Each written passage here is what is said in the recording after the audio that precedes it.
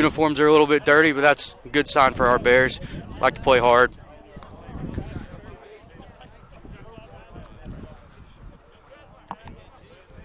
Kind of remind me a little bit of the University of South Carolina pinstripes. Nice crimson, black cleats for a lot of the boys out there. Crimson hats with a black bill. Brett Folk played summer ball this year at Lexington County Blowfish in the CPL League. He threw 24 and a third innings, went 2-2 with 6 starts with an 8.51 strikeout per 9 inning rate. It's pretty solid. You like to get it up there as close as you can to high numbers. Around 9's pretty solid. That's about 1 inning for Brett Folk this summer. On Brett's career, he has 79 innings pitched for the Lenoir-Rhyne Bears, has 89 strikeouts and a record of 5-5. As I said, this will be his 8th start for the Lenoir-Rhyne Bears, first this season, and it will be his 48th appearance. So he's had 40 appearances out of the bullpen. So generally speaking, a reliever for the Bears and a dominant reliever is that. But just getting that start today here in Hickory, North Carolina. Great throwdown by the catcher Bryce Stober out of Hickory, North Carolina there. He's caught all 9 games for the Lenoir-Rhyne Bears back there. First batter of the game, Nick Deandrith, sophomore outfielder from Greensburg, Pennsylvania. Last year batted .340 on the year, started 35 games, had 16 ribbies, and was 5 for 6 on stolen bases. So had a very productive year out of the leadoff spot.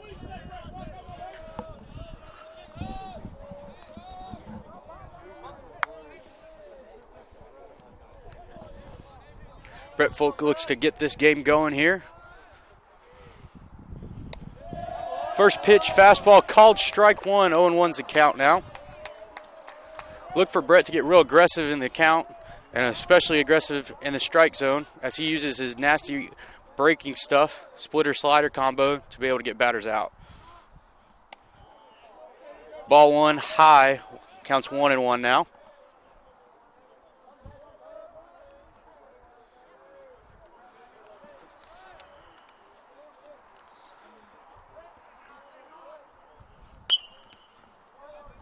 Ball fouled off to the third base side into the bullpen there down the new bullpen down the third base line here.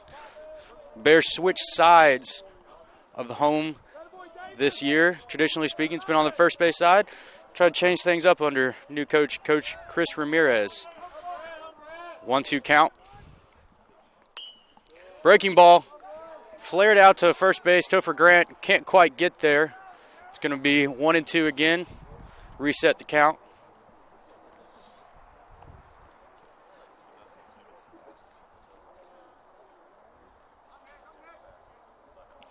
Brett has a clean ERA on the year with 0.00 in the 4 innings pitched that he's thrown.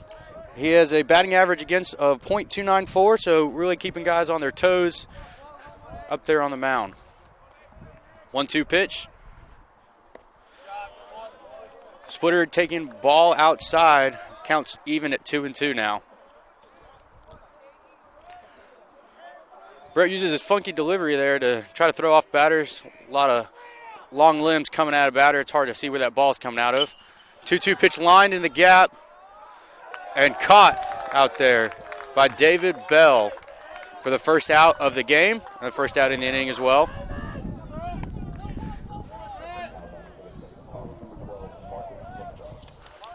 Batting second for the Crimson Hawks, Marcus Sestra, sophomore utility from Pittsburgh, Pennsylvania. Last year appeared in 39 games and started 30. 0-0 pitch. Fastball taking ball outside, 1-0.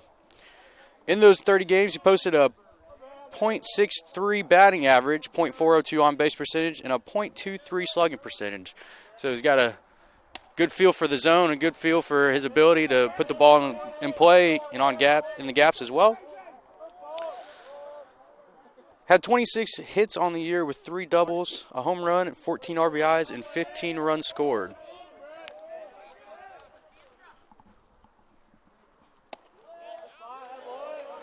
.20 pitch taken on the inside corner, 2-1 now. traditionally speaking, if you have control of that inside corner on fastballs, you're able to work both sides of the plate very well. And especially commanding that inside presence will really give you what the Bears want today. 2-1 pitch, line back to David Bell, and that will get down for a base hit. One hop to him as he throws it in to Dalton Putnam, shortstop. They'll give the Crimson Hawks the first hit and first runner of the game here in the top of the first with one out.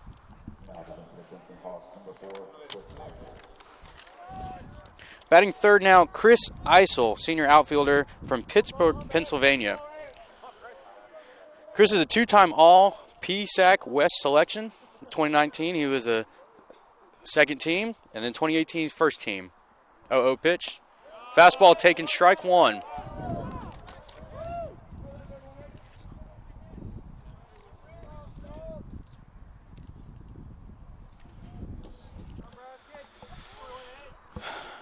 Folk comes set in the 0-1.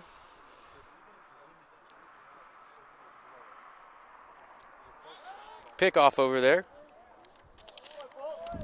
Sestra was leaning a little bit, started flinching, so Folk did the right thing. Made sure to check on him, make sure he didn't get too big of a jump over there. Might be looking to get in scoring position pretty quick here on the Bears, trying to make an explosion. Ball line back to Bell. Bell's got a beat on that one. And for the second out of the inning, the third time this inning, David Bell gets a ball and makes the play. 2 outs now.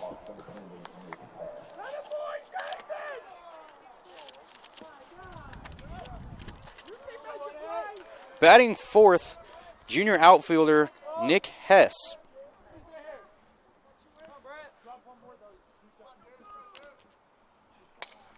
Fastball lined into the gap. Left fielder David Bell will catch it on the hop and toss it back in. They'll put runners at first and second now with 2 outs. Batting fifth for the Crimson Hawks is going to be Ben Templin, infielder from Ontario, Canada. 2019, Ben played in 37 games. He started 36. Posted 36 hits in 19 at-bats. So he gets about hit every couple at-bats here. Right where you want to be in the middle of the order. Strike one swinging through a nice breaking pitch there. 0-1 for Brett Folk.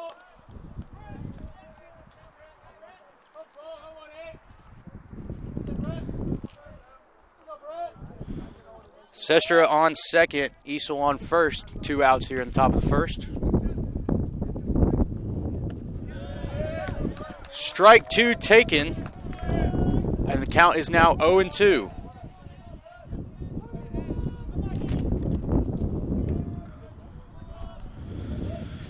Brett likes to work fast up there, so he likes his signs coming in quick, gets in a nice rhythm. 0-2 comes set.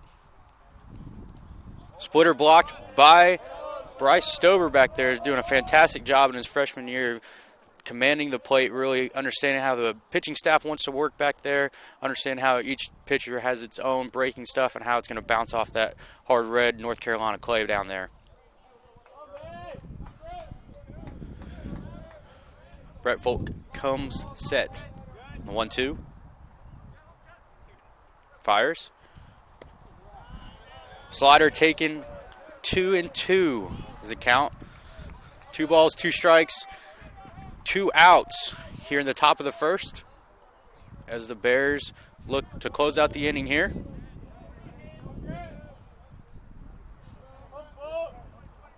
Brett looks in for the sign, comes set. Checks his runner at second and fires. 2-2 blocked again back there by Bryce Stober. Great block, doing a fantastic job back there, being a great defensive catcher. Really make sure that the pitchers know that they can trust him back there. They can spike one if needed. They don't have to worry about having to place it. As a catcher and as a pitcher, you really have to have a great relationship, really have to understand each other. 3-2, foul back. We will reset and do it again.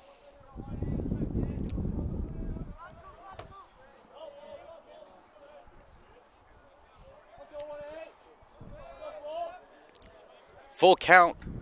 Runners on second and first, 2 outs. go ahead and get a little jump start here. Steps off, keeps him close there at second base. Doesn't want to get him too good of a head start there. Doesn't want to have him take off when he doesn't need to. Make sure he stays home. Make sure the pitcher goes to the plate. Folk comes set. Checks the runner. Fires. Ball 4 taken high, and that will load the bases here with 2 outs for the Crimson Hawks. Batting 6th, Colin Williams, infielder from Erie, Pennsylvania. He's a junior.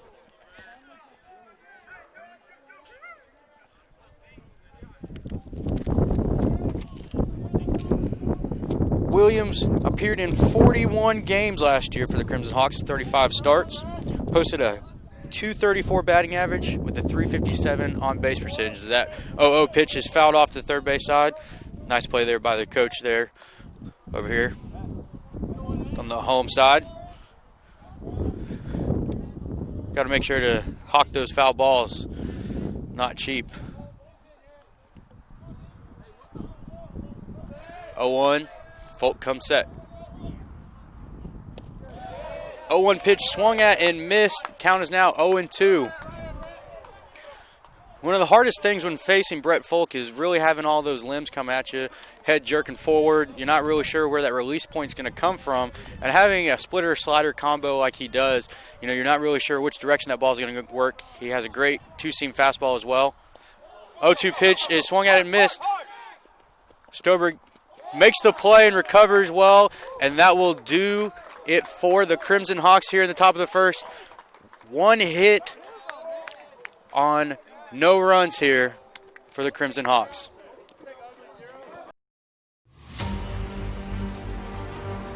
Everything the light touches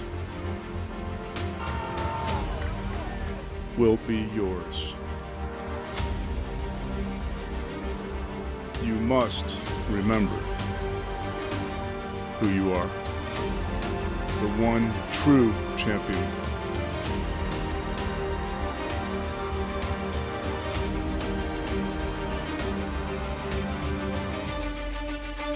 We are LR.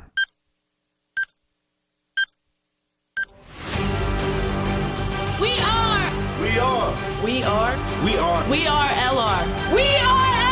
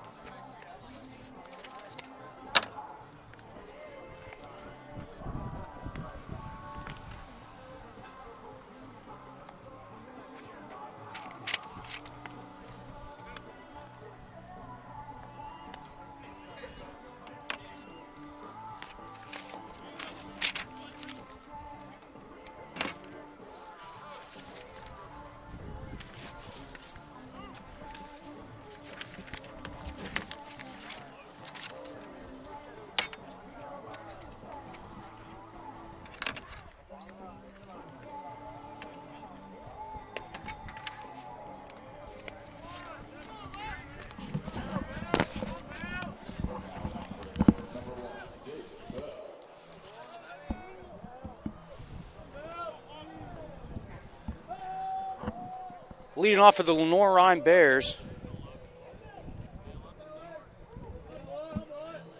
Leading off for the Lenoir-Rhyne Bears, number 1, David Bell, freshman infielder / outfielder from Kings Mountain, North Carolina. Graduated from Kings Mountain High School. First pitch lined out to left, and that will fall for Bell.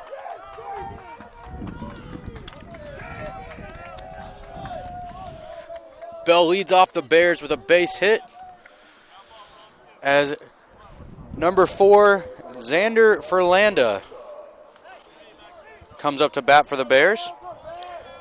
Xander is a redshirt senior from Syracuse, North Carolina. Played 4 years at St. Bonaventure in Allegheny, New York. Comes in as a graduate transfer here for the Bears, playing second base. 0-0 pitch. Bunting down the third base line. That's going to be a tough play. And he will be safe. That'll put runners on first and second within 2 pitches for the Lenoir-Rhyne Bears, really attacking number 24.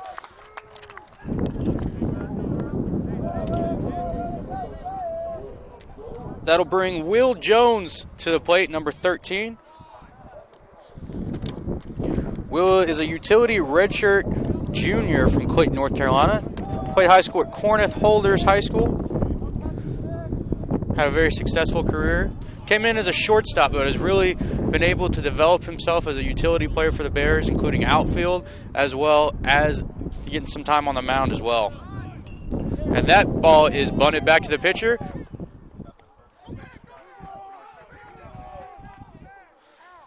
Close play at first.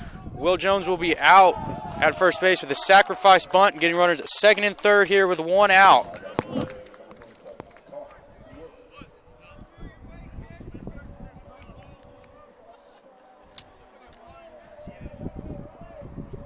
That'll bring up Connor Smith from High Point, North Carolina. Played high school ball at High Point Christian. Big, tall lefty in the plate. Takes ball 1 high. That's the first pitch taken so far this game for the Bears. Is they went on offense for 3 straight pitches. Base hit and 2 back-to-back bunts. 1 for a base hit and then 1 for a sacrifice. 1-0 pitch. Taken strike 1 on the inside part of that corner.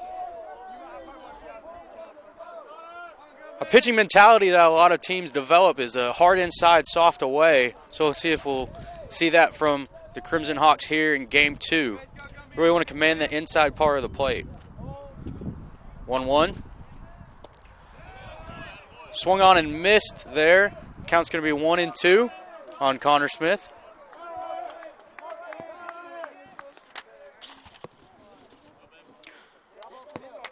Connor Smith hitting .250 on the year with a .286 on-base percentage. 1-2 pitch. Fouled off. Back there, toward down the road. It'll be 1-2 again.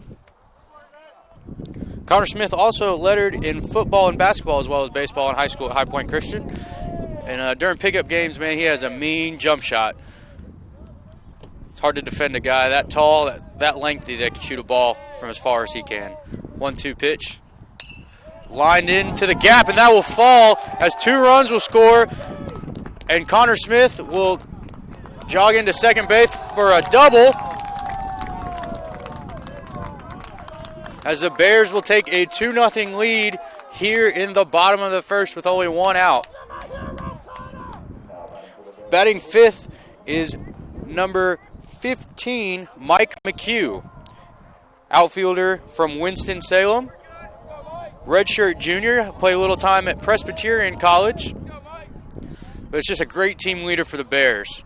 Really does anything that he possibly can to do what the Bears need him to do. Mike takes strike 1. Behind the count, 0-1 now. Mike had a home run in the first game. Scored 2 runs on 2 walks, while also putting 1 back there behind the new scoreboard. 0-1 count. Taking ball 1 outside and low. Even the count at 1-1 with 1 out here. Runner on second base, Connor Smith, as the Bears look to add on here in the bottom of the first.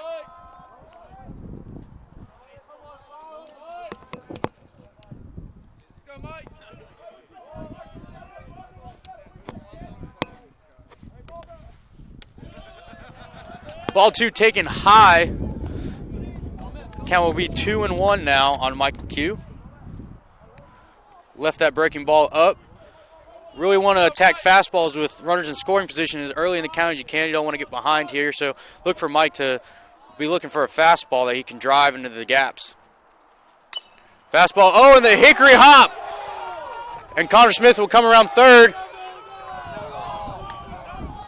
And Mike McHugh will slide into second base for a double as the Bears extend their lead 3-0 here in the bottom of the first inning. Mike got a little bit on top of that ball, but we call that the hickory hop here in Hickory, North Carolina, as the ball jumps right over the third baseman, doesn't really have a chance to be able to make a play on there. And we love a nice hickory hop for the Lenoir-Rhyne Bears. Batting sixth is Brock Johnson. Brock is a redshirt junior from Granite Falls, North Carolina. Did his high school ball at South Caldwell High School.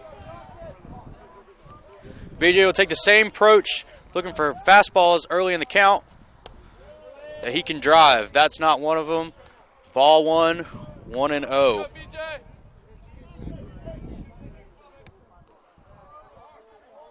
Brock has a career average of .291. It's going to be in his 80th game here at Lenoir-Rhyne. 1-0 pitch. Driven, and that will fall, and that will score Mike McHugh as well. The Lenoir-Rhyne Bears are really attacking the Crimson Hawks here in Game 2 as Brock Johnson drives in Mike McHugh for the fourth run of this inning and the fourth run of this game.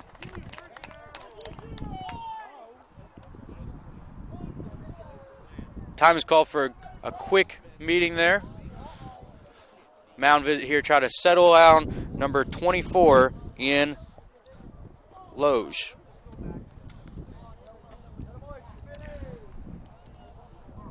This will bring up number 19, Topher Grant. Topher, a redshirt sophomore, third base, first base, from Sanford, North Carolina. Did his high school playing at Southern Lee High School. And this year he's batting .167 with a .333 on-base percentage.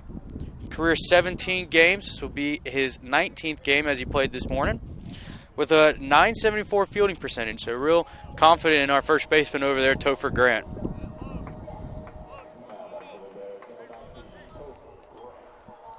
Topher looks to extend the Bears inning here, put a couple more runs on the board. Really want a crooked number as we give some confidence to a redshirt senior pitcher, Brett Folk. It's really easy to pitch with the lead, be able to have guys make contact. Pitch. Brock with a little fake break there, trying to see which guy's covering second base, maybe set up a hit and run later in the game, trying to understand what the defense wants to do there.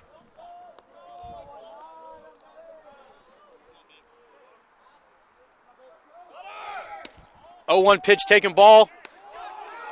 And Brock will be thrown out trying to steal second base there, as that will be the second out for the Crimson Hawks.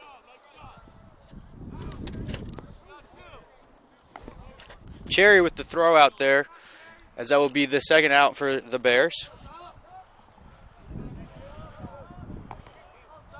1-1 count on Topher.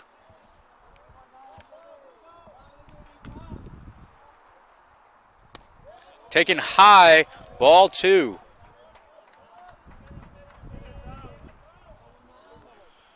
Approach doesn't really change here. Really want to attack the fastball. Not looking to hit the pitcher's pitch. 2-1 pitch. Taking ball 3. Especially with a pitcher throwing this many pitches in an inning, really want him to make a mistake in the middle of the zone. Don't want to chase anything, because the more pitches that you have, the more that you're going to be able to hit a mistake. Maybe catch one in the jet stream, put it on our batting facility out there in left field. Comes the pitch. Topher fouls it between the legs. Looked like it nicked him a little bit. Going to take a second to walk that one off. Great athletic play by senior Nolan Flachowski over there on the foul ball. Really staying agile.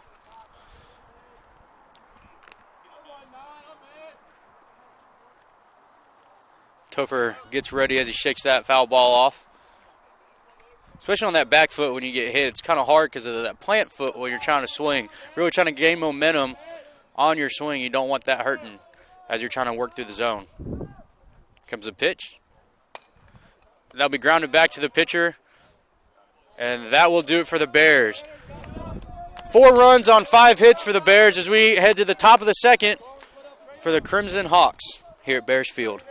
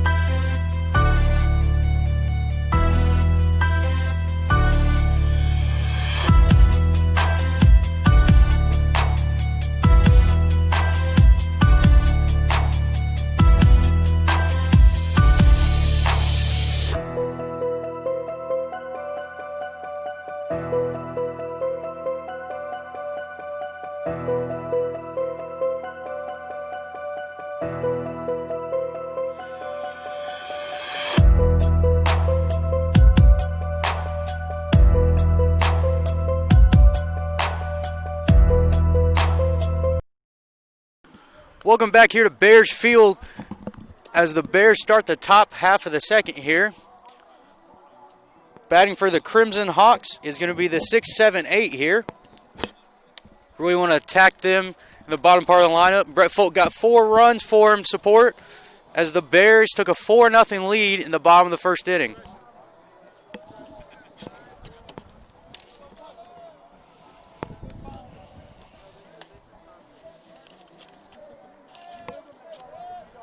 Batting 6th for the Crimson Hawks is going to be number 7, Colin Williams from Erie, Pennsylvania. Left-hander stands in the box. Really want to work both sides of the plates to the lefties here, being able to use that splitter-slider combo. 0 pitch. Ball taken 1-0. Brett Slider likes to work 11-4, really using a nice tilt. For those of you who aren't sure what 11-4 means, if you think of a clock, that's how the breaking ball is going to work. 1-0 pitch taken, strike 1 on the outside part of the corner back there. 1-1 is the count. Traditionally speaking, sliders will work in that 9-3, 10-4, 11-5 range. Brett's works around 11-4, 11-5 area, so really has a nice break on it.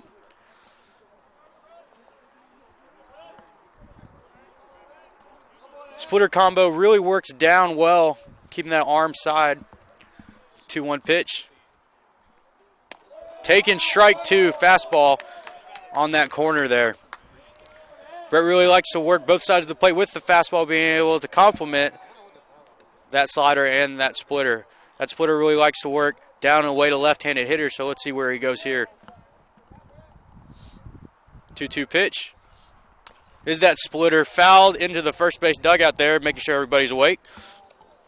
Keeping tabs on everybody. And we will do 2-2 again.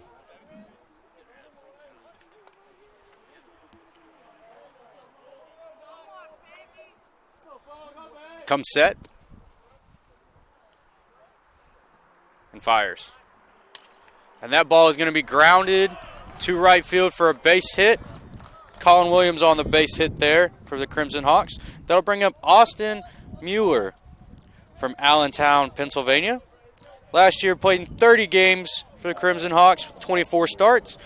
Hit .211 with 16 extra base hits and 16 base hits and 76 at-bats with 6 RBIs. Also had 12 walks last season as Brett Folk comes set. 0-0 pitch, taking down and away, ball 1, 1-0 is the count. If you're able to get that splitter right at the edge of the zone, really get him on top of it, look for a double play ball here for the Bears. Would love to get one, get 2 quick outs. 1-0 pitch. Inside corner, strike 1. Bryce Stober does a great job back there working both sides of the plate, making sure that each corner is hit. Really uses a hybrid style of catching back there. Works both sides of the plate with knees down. With runners on base, traditionally speaking, has both knees off the ground, but will really work that down angle. 1-1 pitch, flied into center. That'll be a can of corn for Mike McHugh. 1 out there for the Crimson Hawks and Brett Folk.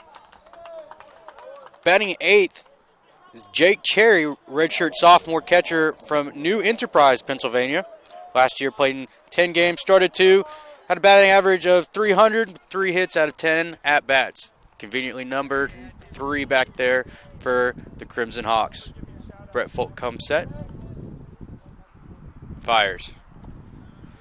Great block back there by Bryce Stover, as I've been saying, doing a fantastic job being able to work the pitching staff. Does a great job of not worried about getting hit back there. Every once in a while, you might catch one on the wrist, be able to hurt a little bit, but Bryce throws his body back there, making sure that the pitching staff has a lot of respect for him. 1-0 pitch. Fires. And that will get past diving Brock Johnson into left field for a base hit for Jake Cherry.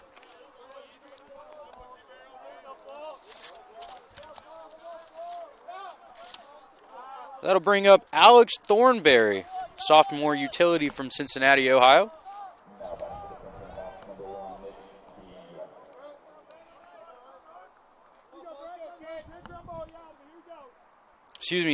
scratch that, Nick DeAndrith, sophomore outfielder from Greenburgh, Pennsylvania, will step up to the plate.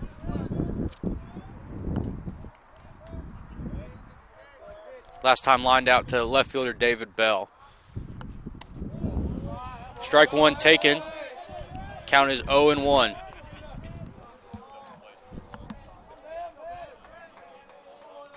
The Bears look to turn this double play. They're going to have to get rid of it quick.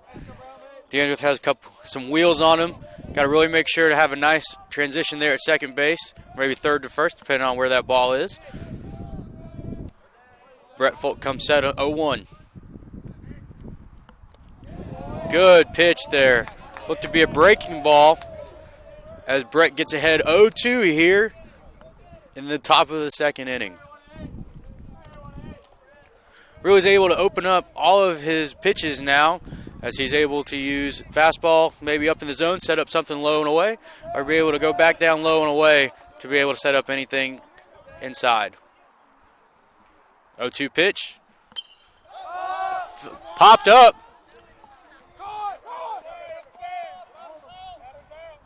The ball did drop between Brett Folk, Brock Johnson, and Bryce Stober, but because runners on first and second with less than 2 outs, infield fly rule was in play there. So in order for it to be an infield fly, it has to have runners at least first and second with less than 2 outs. Don't want the infield to be able to drop an easy fly ball and turn a double play or even a triple play on there.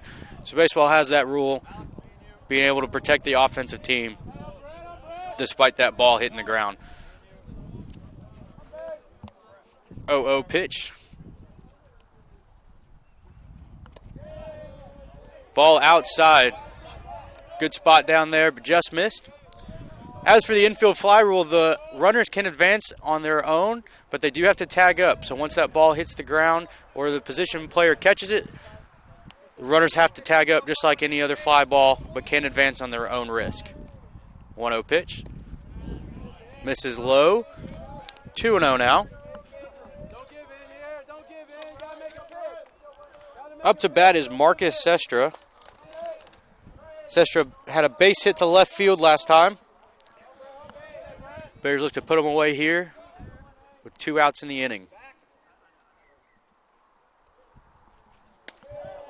Strike one taken, 2-1 now on Sestra. Brett Folk played in that Coastal Plains League this summer. It's traditionally played for the Lexington County Blowfish. CPL is one of the highest leagues for college summer baseball. Woodbat League, a lot of great prospects come out of that league. Ball in. Count is now 3-1. This is a 9-inning ball game today as the second game of the doubleheader. Tomorrow we will be back with a doubleheader as well, another 9 and another 7. So tune in tomorrow as well to see your Bears in action here at Bears Field. 3-1 pitch. Strike two at the bottom of the zone. Great frame back there by Bryce Stover. Does a great job of receiving that baseball, making sure it doesn't move too much back there, really gets underneath it. You really have two methods of being able to receive a baseball, whether it be thumb under or thumb on top, trying to really be able to hit that bottom of the zone. Full count here now with 2 outs. Runners will get a head start. Brett Folk comes set and fires. And that ball will be lined into center field for a base hit. A run will score. But Sestra will be thrown out at second base to end the inning. Crimson Hawks do score 1, but runner was thrown out at second to end the inning. We go to the bottom of the second here at Bears Field after this.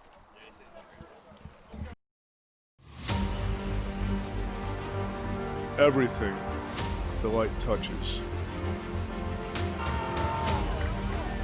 will be yours. You must remember who you are. The one true champion.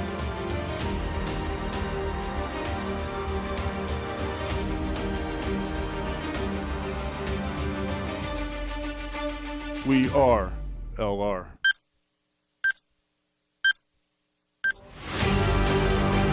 We are. We are We are. We are. We are LR. We are LR!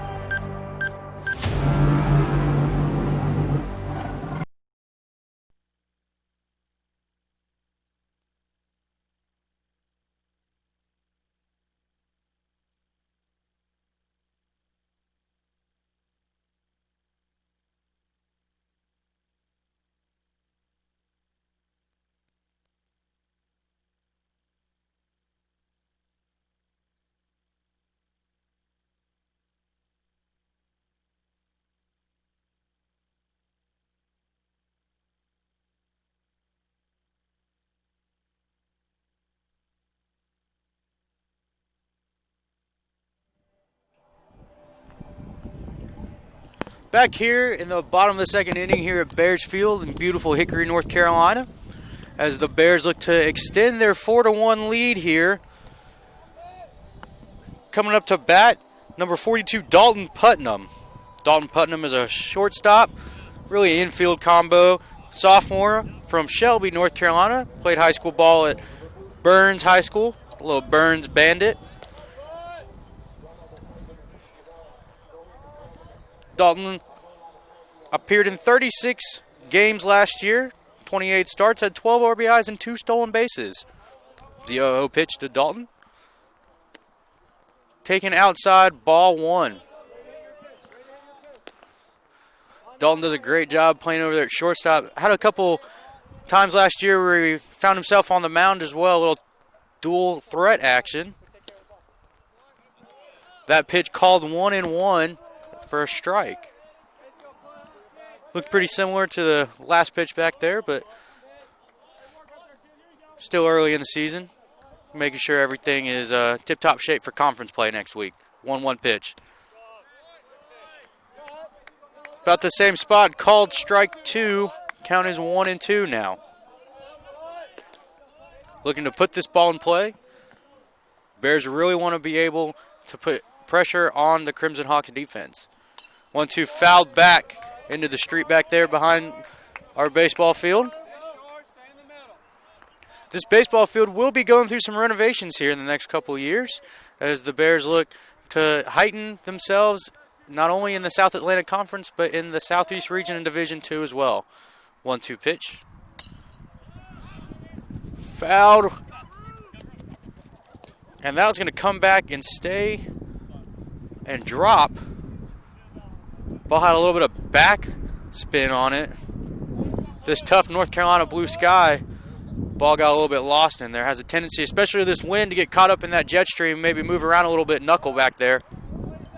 Especially in third base here as the sun starts to set over the Bears field. That sun really has an effect on third baseman, left fielder, and the center fielders as well. 1-2 pitch. Outside. Checked his swing. Going to be 2-2 on Dalton Putnam now. They appeal down to first. Oh, and they say that he went. So that's going to be strike 3 for Dalton Putnam. And that'll bring up Bryce Stober, catcher from Hickory, North Carolina.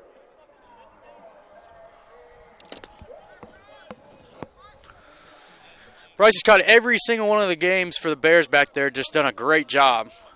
0-0 pitch. Taken high, ball 1. 1-0 is the count. Mikey Allen getting loose down there in the Bears bullpen. Mike does a great job coming out of the pen. 1-0 pitch fouled straight up to the catcher.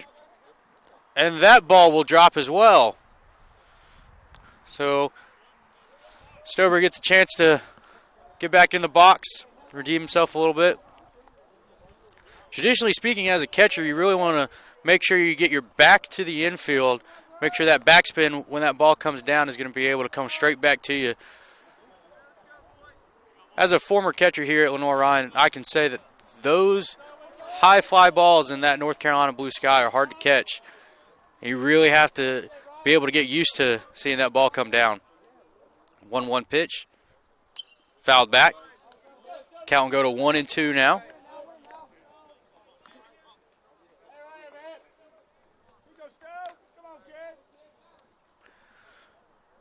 Quick shout out to all of our Bears alumni that are still a part of baseball here.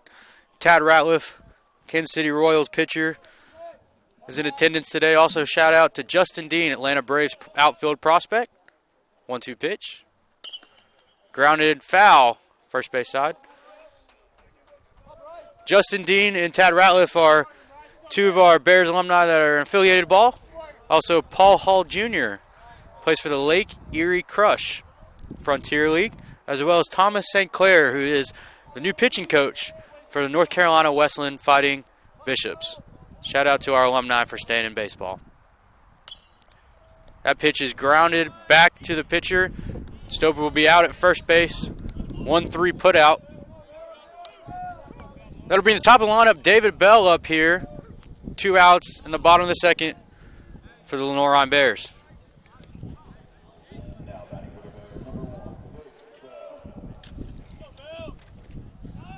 Bell with a base hit last at bat to left field. Started off a 4-run inning for the Bears. Looks to get a 2-out rally going here at the bottom of the second. Strike one taken.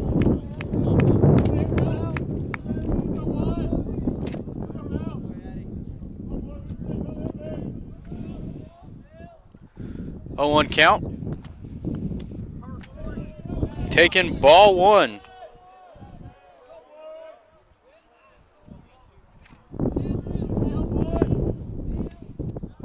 One and 1 count now. Here on David Bell. Breaking pitch taken, ball outside. 2-1.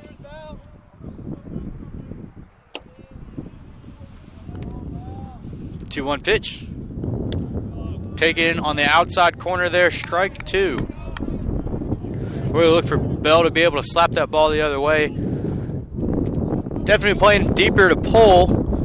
A little shallow in right field. 2-2 pitch. Strike 3 called, and that will do it for the Bears here in the bottom of the second. No runs on no hits. Score remains 4-1. The Crimson Hawks coming up.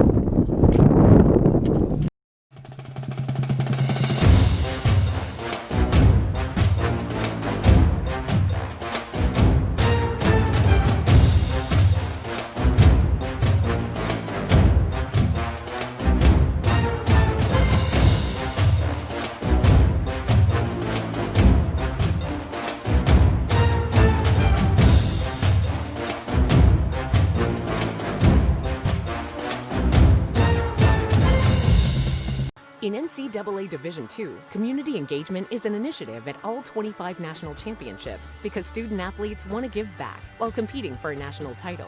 Over the course of the year, Division II student-athletes have an opportunity to leave a lasting impression in local communities throughout the country. Whether Division II student-athletes are volunteering at hospitals, schools, after-school care programs, foster homes, or retirement villages, they make a difference in the lives of others. In Division II, we rise to the opportunity and make community engagement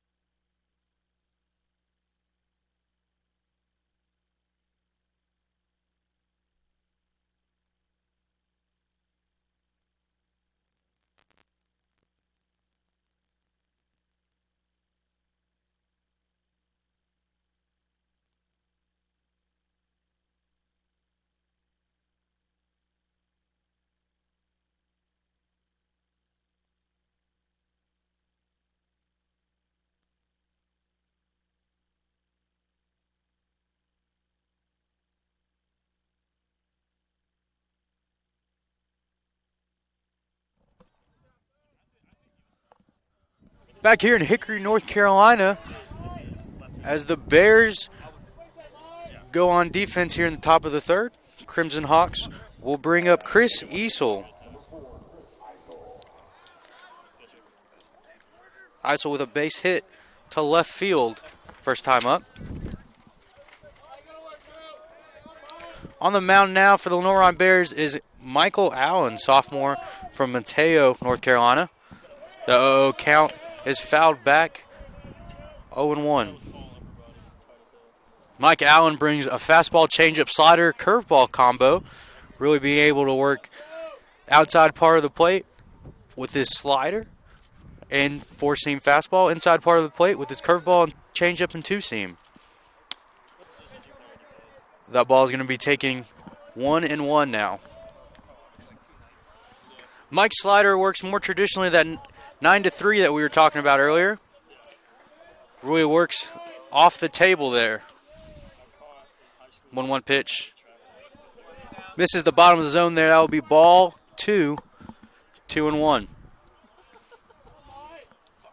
That slider curveball combo really works both sides, being able to keep batters off balance there with breaking balls. 2-1 pitch. Swung on and missed. Fastball 2-2. Mike gets it back even here.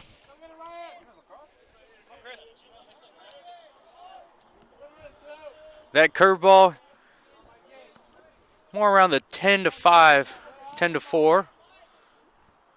2-2 pitch. It's going to be that slider outside, 3-2.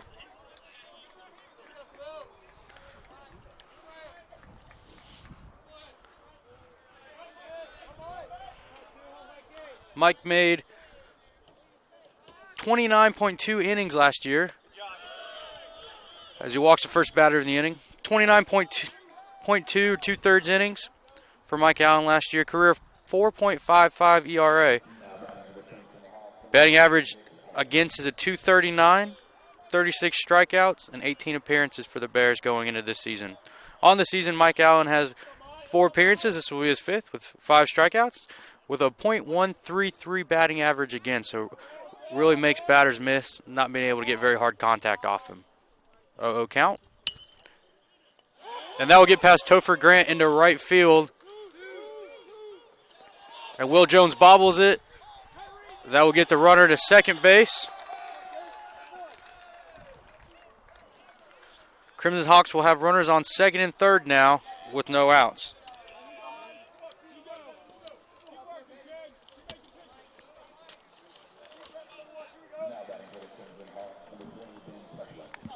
Batting now, number 20, Ben Templin. Ben struck out last time at bat.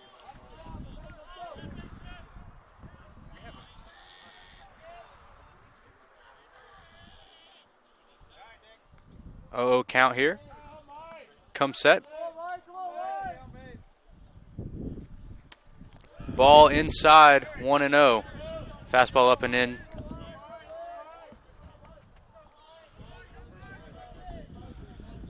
Mikey uses a mid to high 80s fastball, occasionally touch that 90 tier with his fastball, really be able to work both sides of that plate. 1-0 count. Breaking ball, throwing behind him, and that'll be ball 2. As time is calling, there'll be a quick mound conference. Other games in Hickory, North Carolina, we got a men's lacrosse game going on.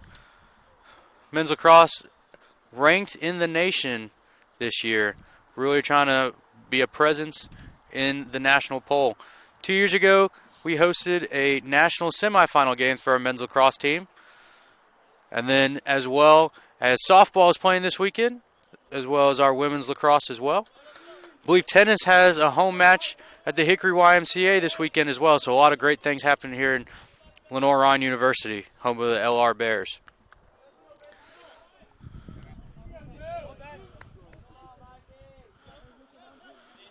Count is 2-0 now on number 20, Ben Templin. And that ball is flared out into a little Bermuda triangle. That will drop for a base hit. Mike McHugh quickly gets it in, keep it to a single and 1-run score.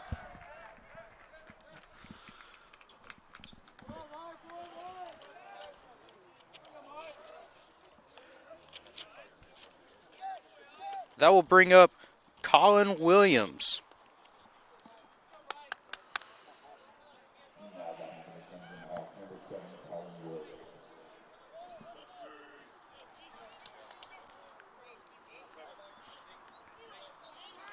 Colin Williams comes up to bat now with runners on first and third, no out for the Crimson Hawks.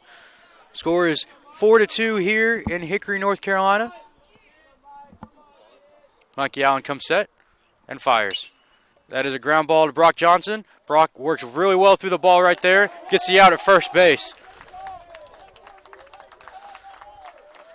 Did a great job of keeping the runner there at third base. Depending on your philosophy as a runner, being on third base, it kind of depends on whether you have down angle or if you have middle pie that you really want to go.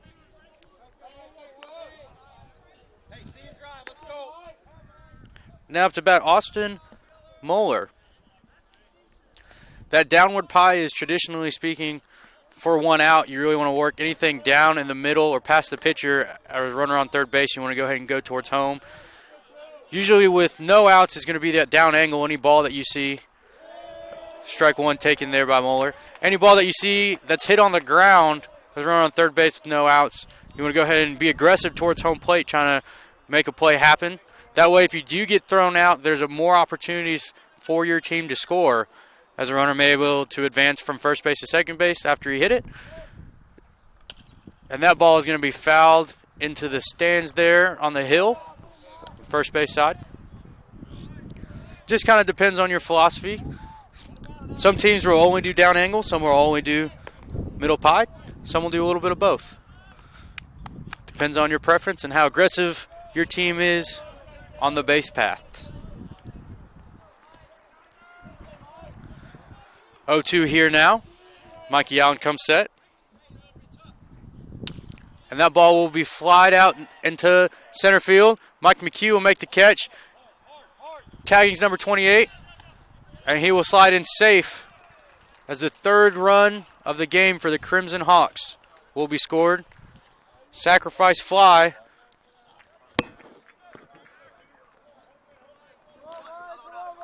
And that will bring up Jake Cherry, redshirt sophomore catcher.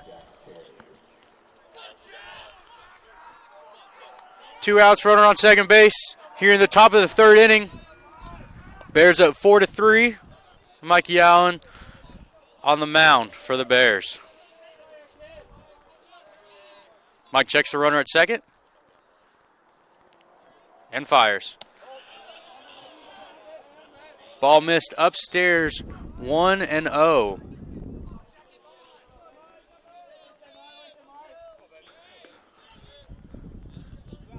Mike comes set with the Craig Kimbrell arm hanging down there near that left leg as he comes set and fires. Strike one taken. That'll even the count up at 1-1. Mike does a great job of working downhill, keeping that plant leg nice and stiff, being able to work off that backside, try to get as much of his hips and his legs as he can into each pitch. 1-1.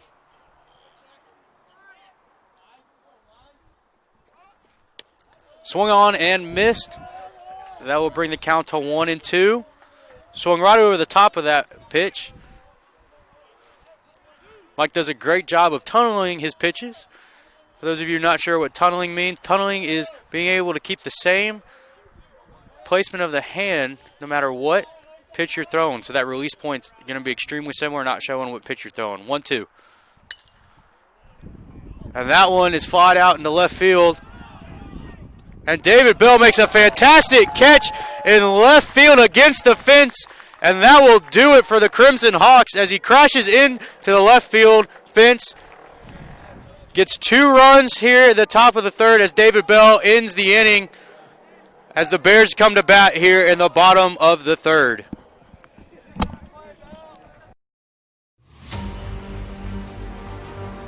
Everything the light touches will be yours. You must remember who you are. The one true champion.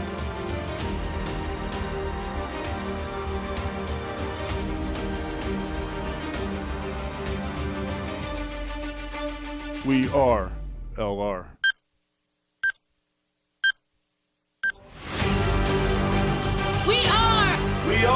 We are. We are. We are LR. We are LR!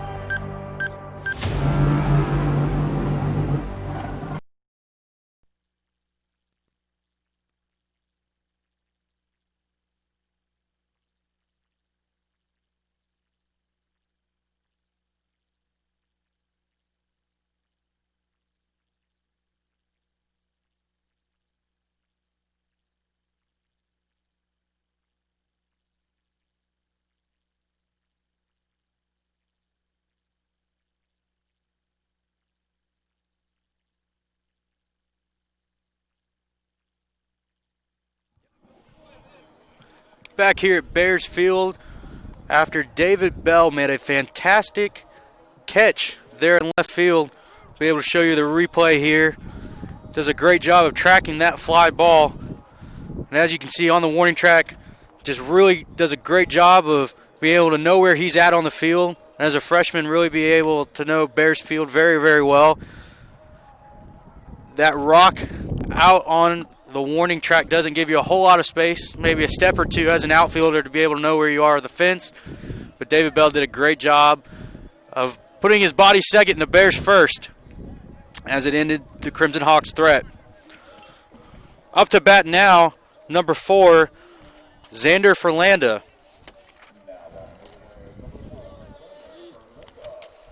Xander scored last time up to bat. Got on base with an infield bunt. Being able to really start that rally for the Bears that put 4 on the board for us. Looking to start that rally again. Xander check swings out to second shortstop. But the turf monster gets number 3 there, and that will give a base hit to Xander. As starts off the Bears. Time is called.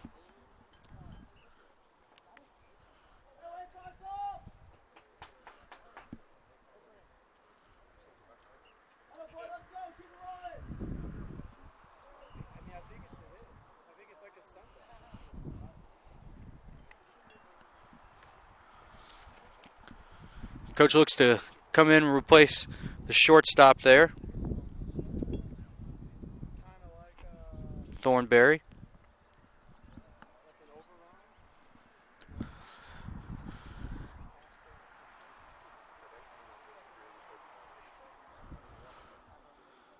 Substitution now for the Crimson Hawks. Not sure if that was a base, going to be ruled a base hit or an error there. Looked to be a base hit, but no throw was made. Hope he's okay. Never want to see anybody get hurt out here on the baseball field or any sport for that matter. Just hope that young man is going to be all right. Looked to be grabbing his left leg around the hip or knee area. So hopefully just tighten up on this cold day, be able to get that loosened up, and be able to play the rest of the weekend for the Crimson Hawks.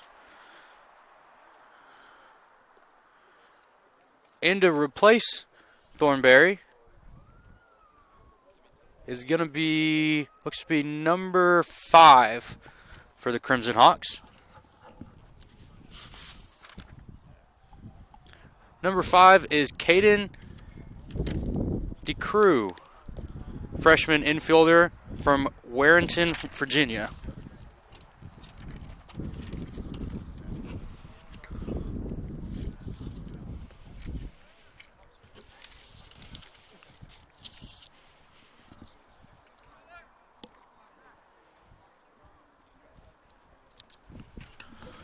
That'll bring Will Jones up to bat here for the Lenoir-Rhyne Bears. We're on first, no outs.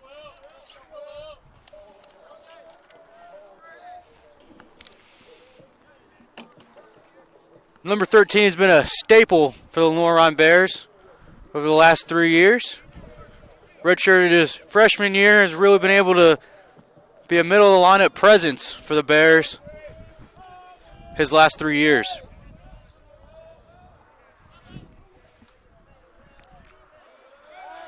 Check over there on Ferlando over at first base. Dives back in safe.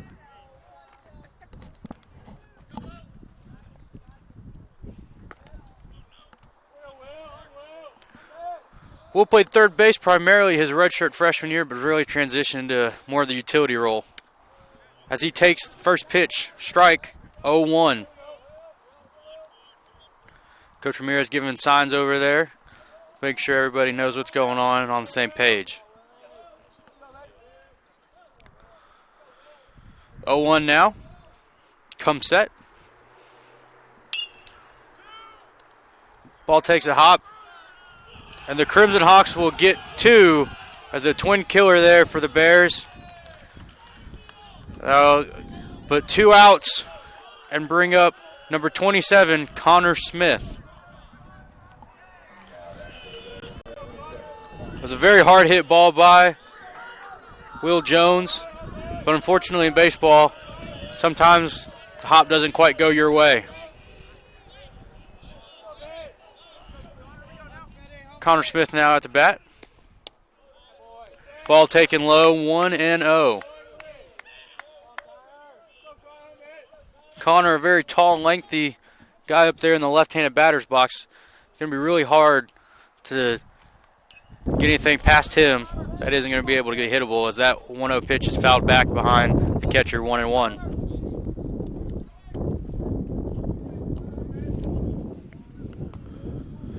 A little windy day up here, as you can probably hear through the microphone, a little wind feedback there.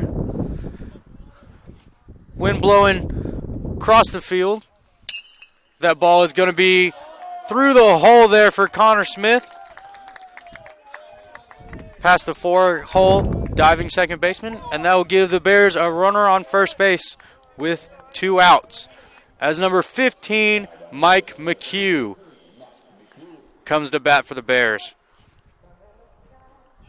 Mike definitely a power presence up there for the Bears. Did hit a home run in that first game. Also had a home run at Newberry earlier in the year. That crosswind is blowing in a little bit right now from left field. Mike takes strike 1, 0-1.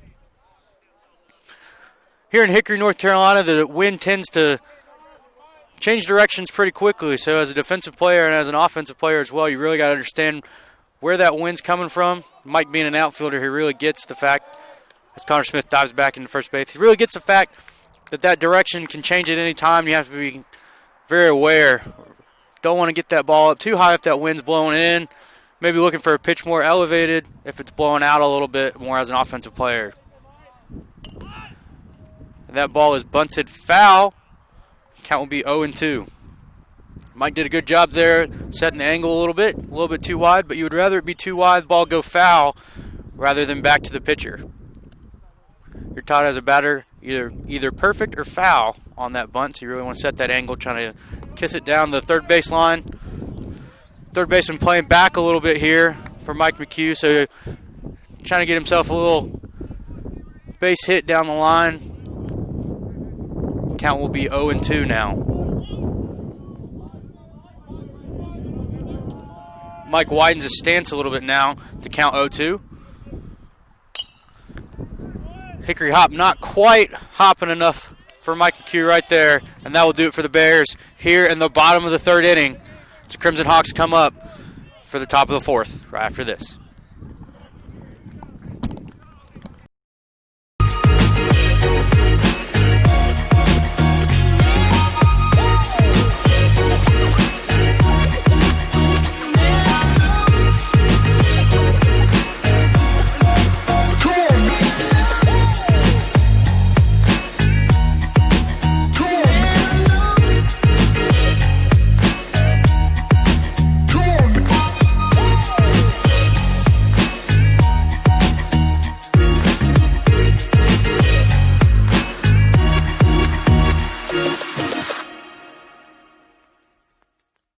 My path to a college degree would have been completely different had I not run Division II cross country for the University of Mount Olive. Having an athletic and academic scholarship was key for my success. Our coaches were really helpful with balancing out my academics and athletics. I decided to attend graduate school because I wanted to become an athletic director. Receiving the postgraduate scholarship through the NCAA provided me with the flexibility to choose the school that I wanted. So now I know that I can accomplish any goal that I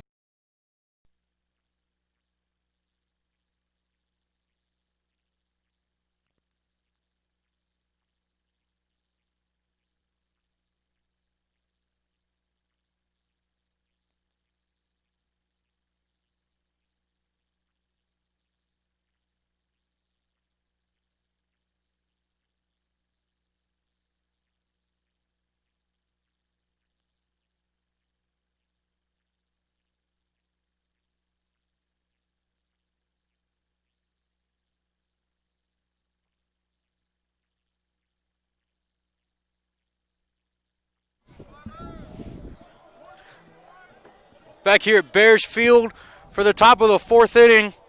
New pitcher on the mound, Ben Freeble, junior transfer from Jamestown, North Dakota, Southeast Community College. Ben's thrown 5 2/3 innings for the Bears. As number 5 for the Crimson Hawks comes to bat. DeCrew took over there in the shortstop there at the bottom of the inning. He get his first at bat here for the Hawks.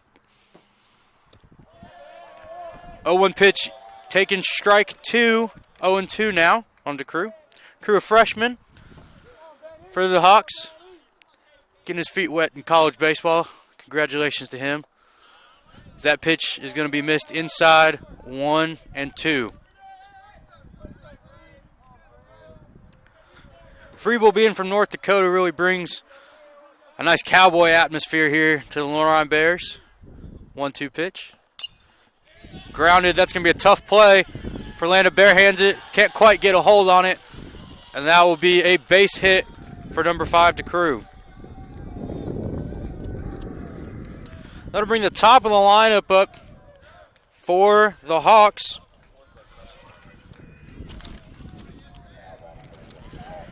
That'll bring Nick DeAndreth back up to the plate here in the top of the 4th inning. Look for the runner at first, maybe try to be a little aggressive here. The Hawks down 1. Bunt missed. That will be strike 1. 0-1 is the count. Look to be running out of the box a little bit. Not sure if that was going to be a push bunt or looking to move that down the third base line. Difference between sacrifice and looking to get on base is really staying in the box. If you're showing that bunt earlier, just doing that to get the runner over. 0-1. Swung. Putnam makes the play over there at shortstop. Keeps the runners at second and first, and that will be a base hit for DeAndreth. Zestra now up to bat here for the Hawks. Thrown out at second base to end the inning last time up. Had an RBI single that ended the threat for the Hawks earlier in the game.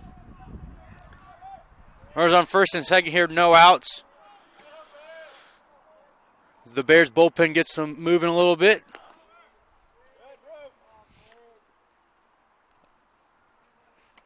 And that will be ball 1 high, 1-0.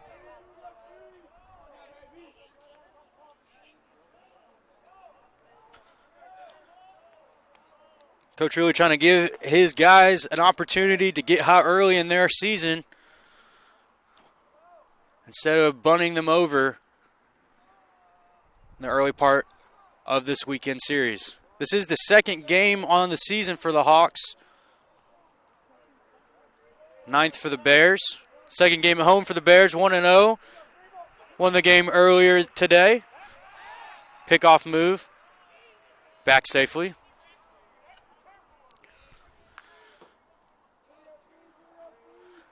Freeble Donnan, number 17. 17 has been host to a couple great pitchers here for the Lenoir-Rhyne Bears, including Thomas St. Clair and Griffin Templeton as well. Last couple guys really been able to throw the ball well for the Bears. Donnan, number 17. Freeble looks to be able to keep that tradition going here. Come set. And fires. That ball will get down. Freeble will take the easy out at first base. That'll put runners at second and third with 1 out for the Hawks.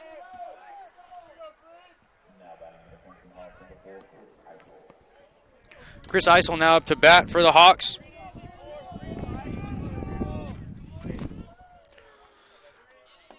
Looks to drive those runners in. Second and third, 1 out. Freeble comes set and fires. Breaking pitch taken, strike 1. Count will be 0-1. To the number 3 hitter for the Hawks. Got a base hit his first time up there. Looking to repeat that. Breaking pitch popped up. And that will flow out of play back there. Be 0-2 now.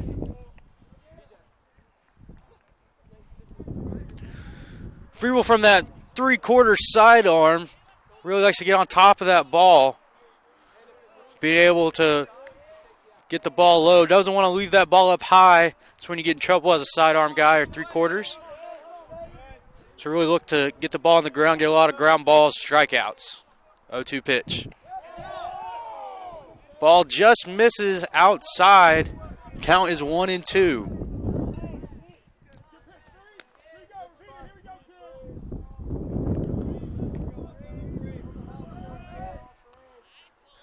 Freeble missed very close there. Good spot you want to miss there. Not too far outside. 1-2 count.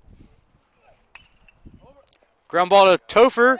Grant at first base. It'll freeze the runner at third. Will not score him. Topher did a fantastic job of making that play first, checking that runner second, and getting that out. Keeping the runners at second and third here with 2 outs in the top of the fourth.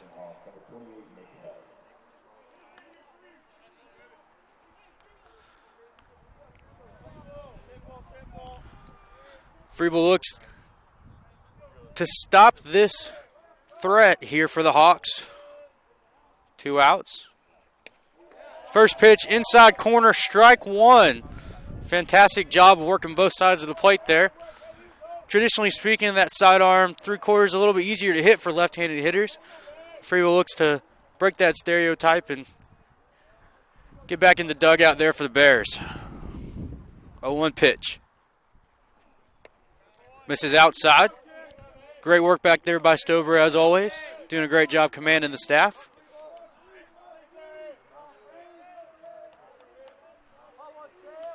Stober looks in to get the sign, gives it to Freeble there on the mound. Freeble checks in and comes set. 1-1 pitch. Swung on and missed. Count is 1-2. Freeble a pitch away from getting the Bears back into the dugout. Getting us back on offense. Bears bullpen still getting hot down there.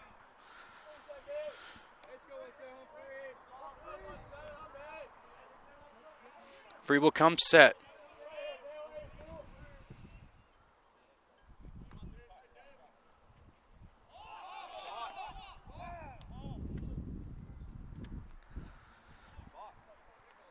Batter was back there calling for time.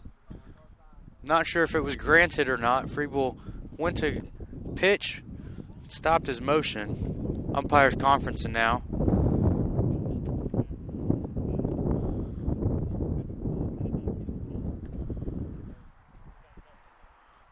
Umpire gives the explanation that they got nothing there. Talking to the coach there at third base. Even though that batter calls for time, that doesn't necessarily mean that the batter's granted the time. Umpire must allow and call time for it to be time. Batter cannot have jurisdiction over the umpire's call. So a meeting explaining what's going on there. Hopefully it doesn't take too long. Doesn't want to break Freeble's rhythm up there. Want to stay nice and warm here on this cold, chilly evening in Hickory, North Carolina. One thing's for sure is we know it's not going to be a pitch thrown. So its count will remain 1-2. No balk called there. It'll be 1-2, 2 outs. Runners on second and third.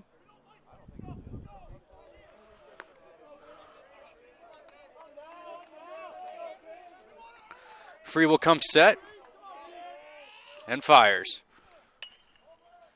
Foul ball, first base side. We'll reset and do it again. The ball rolls down there into the new first base side away bullpen. Mentioned earlier that LR Bears Field is going to go through some changes here, and that's one of them as Freeble comes set. And that ball is grounded to the second baseman, Ferlanda. And that will do it for the Hawks here in the top of the fourth. Friedel does a fantastic job of ending the threat there. The Bears come to bat in Hickory, North Carolina after this.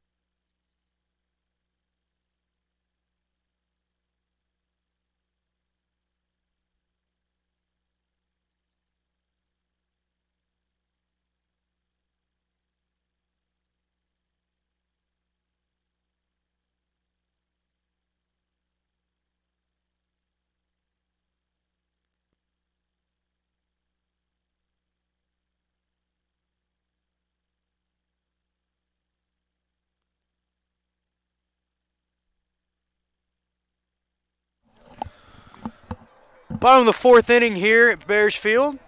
Brock Johnson to lead off. Brock Johnson, a great defensive fielder traditionally for the Bears. Does a fantastic job. Played the last couple seasons at second base. But as a great teammate always does, willing to do whatever it takes for the Bears to win. Is really moving around the infield this year. Does a great job over at third base so far. Last couple games and this season as well. And that will nick Brock Johnson as he takes a free bag hit by pitch and will jog down to first base. I'll bring Topher Grant up to bat. Topher's first name is actually Christopher, but goes by Topher. Really great guy from the 919. Shout out to the 919 as he reps the 19.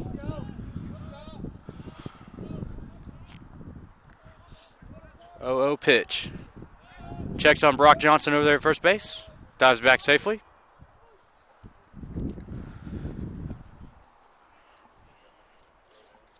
Topher Grant played his summer baseball in Florida this year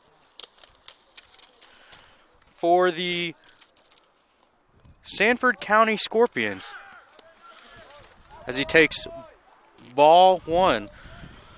Down there in Florida, Topher in the FCSL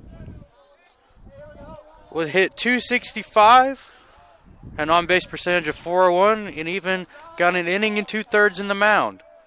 So Topher be able to show off his stuff on the mound as well as he takes ball two, 2-0 now.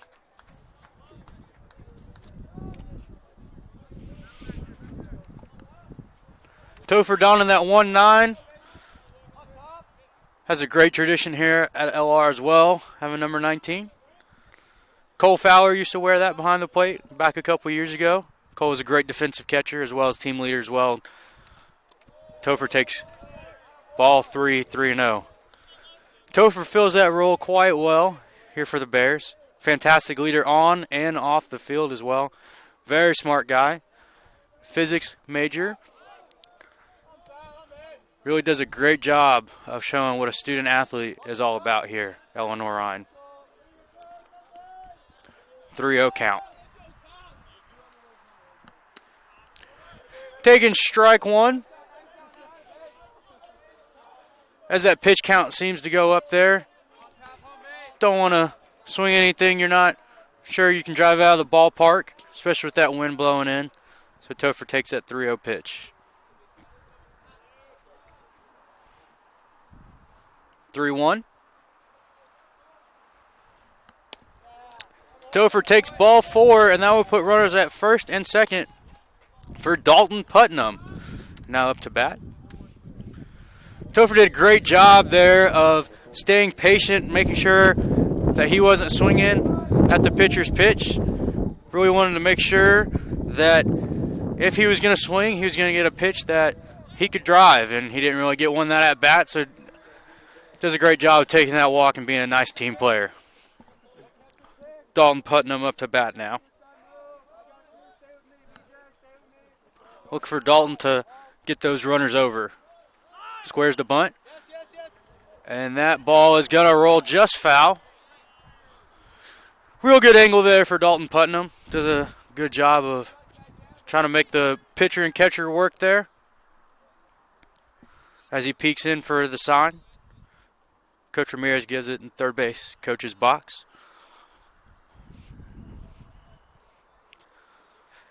Coach Ramirez donning the Under Armour sneakers over there, as we are sponsored by Under Armour here at Lenoir-Rhyne. 0-1.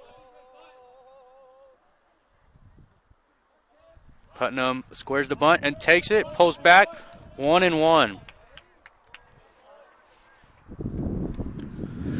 Putnam squaring that early is showing sacrifice bunt. As I had mentioned earlier, there's a difference between sacrifice bunt and really trying to bunt for a base hit. Sacrifice bunt, you're not really concerned with getting on. If you do, fantastic. If not, that's okay. Does not count against the batting average, as he takes that pitch high and inside, ball 2. Sacrifice bunt as well as sacrifice flies do not count against a batting average as a batter. So you're just giving yourself up, taking the out. But it does count as a hit if you were to get that perfectly down the line and be able to reach first base safely without an error on the play. 2-1.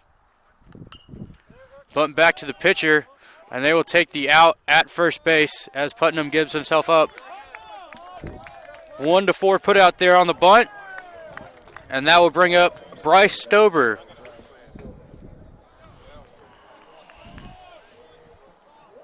Bryce Stober looks to get those runners in, extend this 3-4 lead. Bryce is going to look for something up in the zone here hard that he can put a good swing on. Infield looks to be playing about halfway here, so look for something to be played at the plate. Checks the runner at second base. Nothing doing there. With that infield halfway, you have to be careful, especially with the runner on second base, that the guy on third is going to go ahead of you. You don't want to get into a rundown where there's a situation where there's two guys at the same. Bryce Stober with a push bunt. That'll get through. That's going to be a base hit. And that's going to score 2 as Bryce Stober with a 2 RBI push bunt that got past the first baseman. And that will put 2 on the board for the Bears as they extend the lead 6-3. That will turn the lineup over here at Bears Field as David Bell, leadoff hitter for the Bears, steps into the box. Bryce did a great job of being able to place that bunt right in between the pitcher and the first baseman, just like you're taught how to do on a push bunt.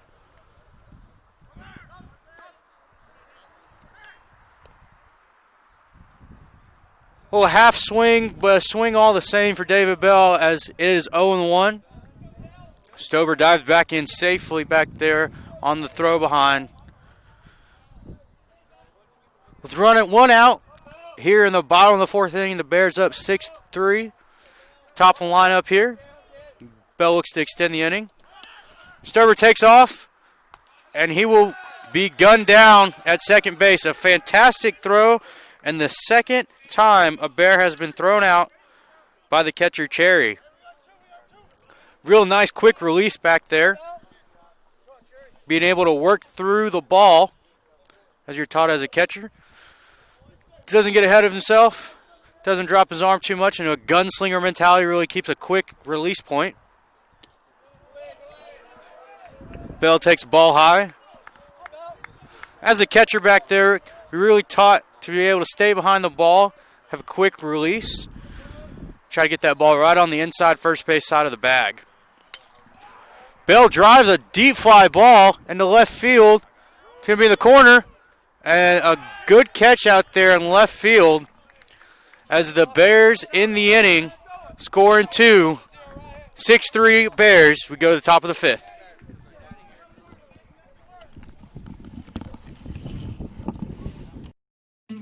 Oh, this? I was playing catch a little too hard with the dog. He's got quite an arm. I've been through this before.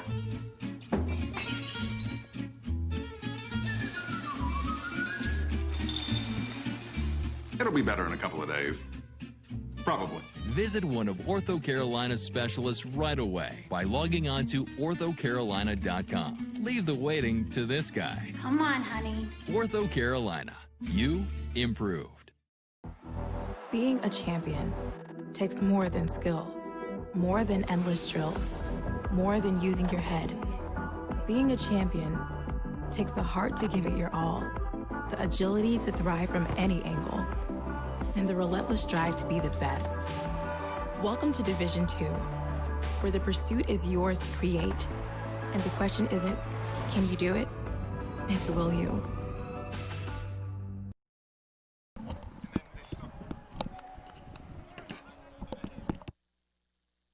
Back here in the top of the 5th inning, Hickory, North Carolina. The Crimson Hawks look to bounce back, put a couple runs on the board. As the Bears scored 2 in the bottom of the 4th inning, extended their lead 6-3. Crimson Hawks have 3 runs on 9 hits and 1 error, while the Bears have 6 runs on 7 hits, 1 error. Batting now is the first baseman, Teplin. Ben Friebel stays on the mound. Nice little frisbee slider there. Will take strike 1. Count 0-1 on the first baseman.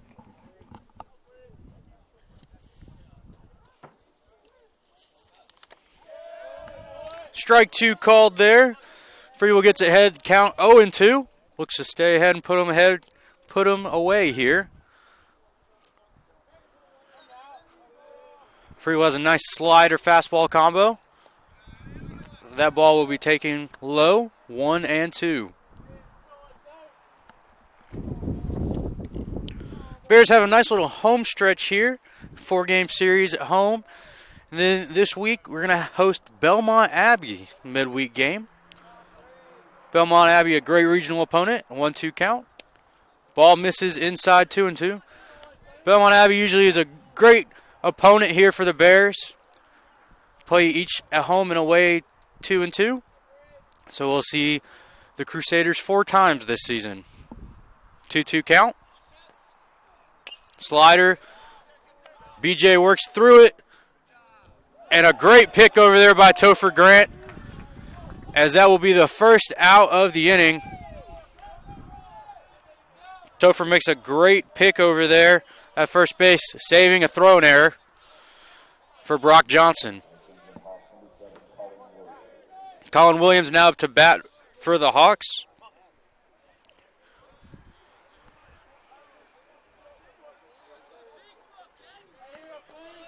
Ben Friebel comes set and fires. Ball low, 1-0. Fastball just missed the bottom of the zone there.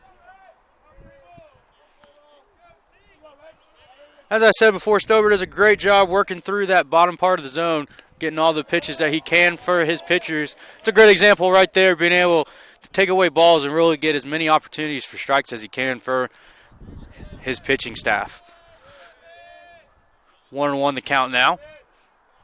Come set. Fouled back right behind home plate. Count 1-2 now. As I mentioned before, Stober uses that hybrid catching method, using both knees down at different time periods. As you see, he sets both legs up now, trying to get in that top of the zone. And drops to that gunslinger mentality there, gun sight that ball. Count remains 2-2 now. Being able to work both sides of the plate is really essential as a catcher. Being able to try to steal as many strikes as you can. 2-2 slider, taking strike 3, and that will be a backwards K, as it'll be the second out of the inning.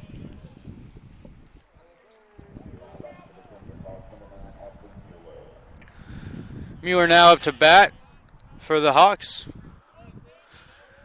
Friebel's done a great job of neutralizing these left-handed hitters and the Hawks lineup, working both sides of that plate. Breaking ball taken, ball 1, low, 1-0.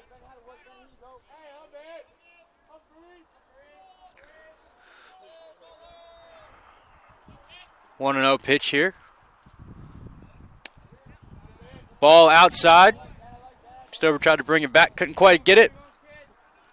Count extends to 2-0 now. 2 outs here in the top of the 5th inning. Friebel comes set. And fires. Breaking pitch. Taking strike 1. Does a great job of keeping the batter off balance there. Usually 2-0 is a pitch you want to look for as a fastball, but flipping in that breaking ball will really keep you off balance. Foul ball, strike 2. So Friebel kind of working backwards here, traditionally speaking. Using his fastball off his breaking pitch. Using that 2-0 slider, setting up that 2-1 fastball. 2-2 now. Just misses off the edge of the plate there. That'll run the count full. 3-2, 2 outs. Just missed on that outside part of the plate.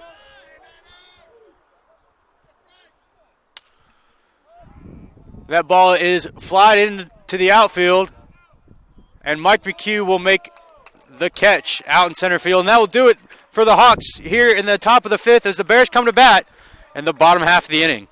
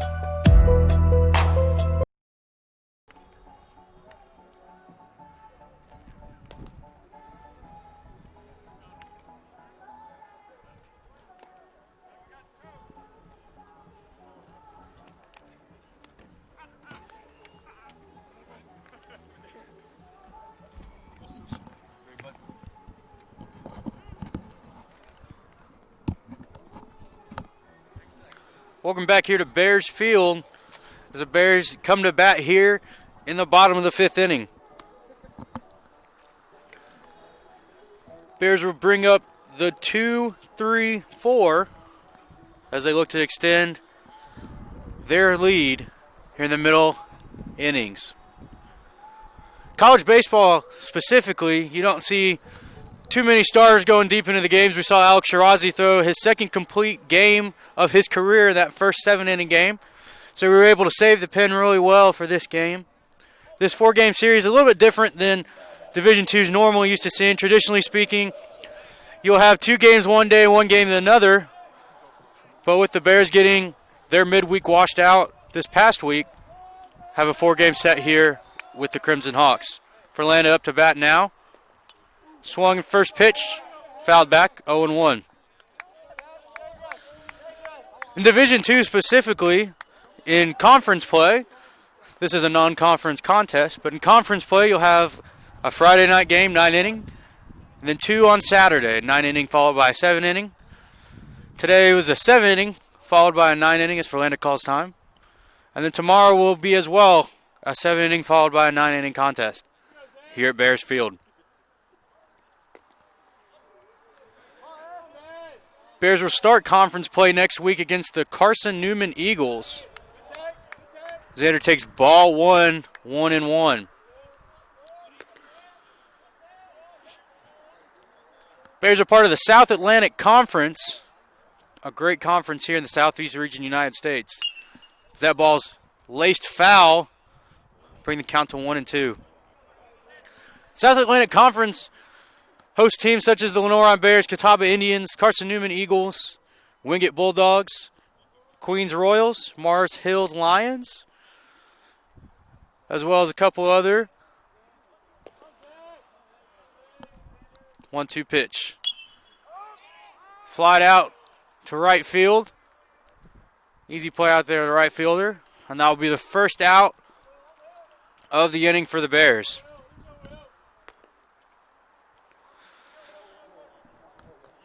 That will bring Will Jones up to the bat. Will Jones playing right field today for the Bears.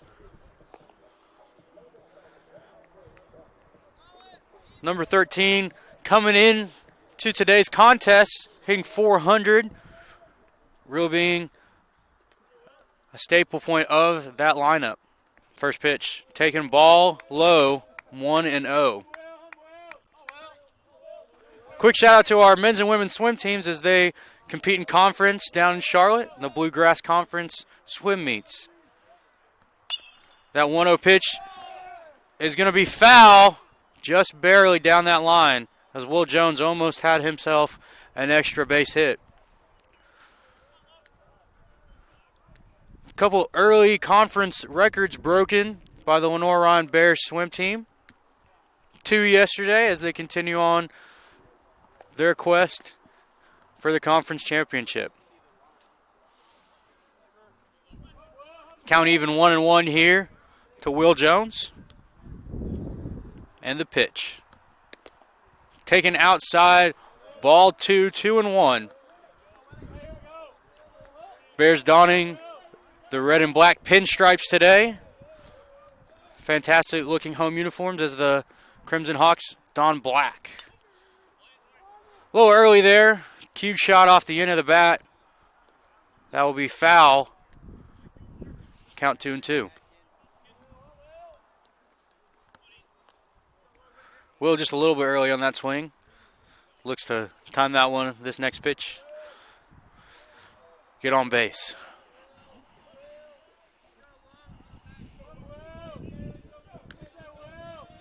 Two-two pitch. Swung on and missed. Be a strikeout. Will Jones, that'll be the second out of the inning for the Bears. As that'll bring up number 27, Connor Smith.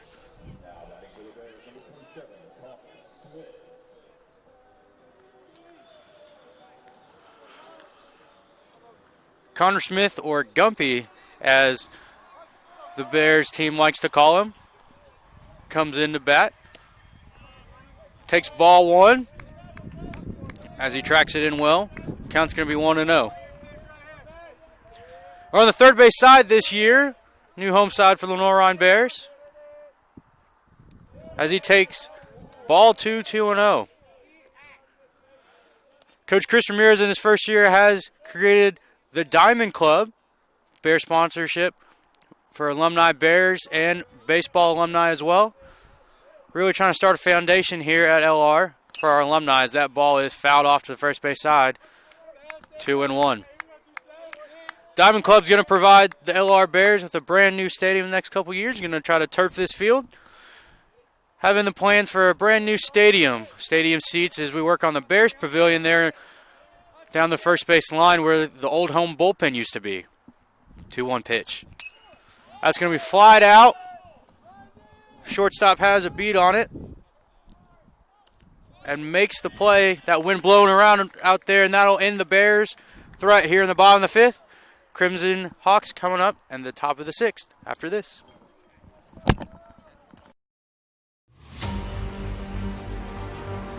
everything the light touches will be yours. You must remember who you are. The one true champion.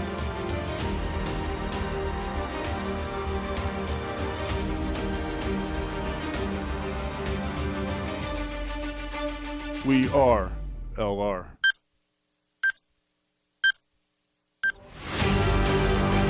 We are. We are. We are. We are. We are LR. We are LR.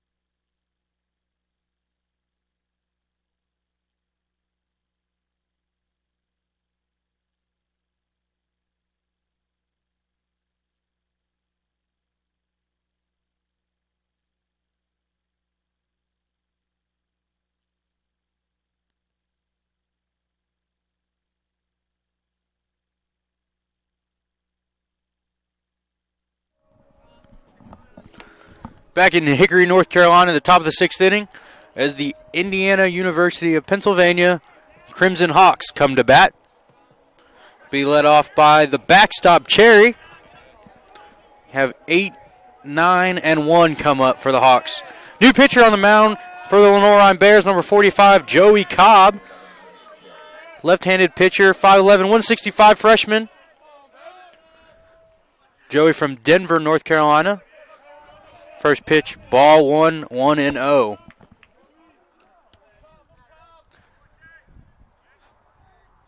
Did his high school at North Lincoln High School. That ball runs in 2-1, or 2-0, excuse me. North Lincoln High School just down the road here from Lenoir-Rhyne. Hometown boy making his home college debut. 2-0. That would be taking strike one. I was a little early on the 2-1 count, but I was still correct. Counting now 2-1. I was just being positive. 2-1. That ball's flied out to left field. That sun's tough this time of day. Putnam calls the ball and makes the play out there. That'll be the first out of the inning. That tough North Carolina sky, as well as that sunset setting right over the top of the backstop there in Lenoir-Rhyne over Eisenhower Hall, first-year residence hall for our Bears. Dalton Putnam made a great play out there in the fresh grass of left field. Cobb fires strike one to number 5. The crew who came in earlier in the game. 0-1 pitch. Just misses. A little high, a little out. 1-1.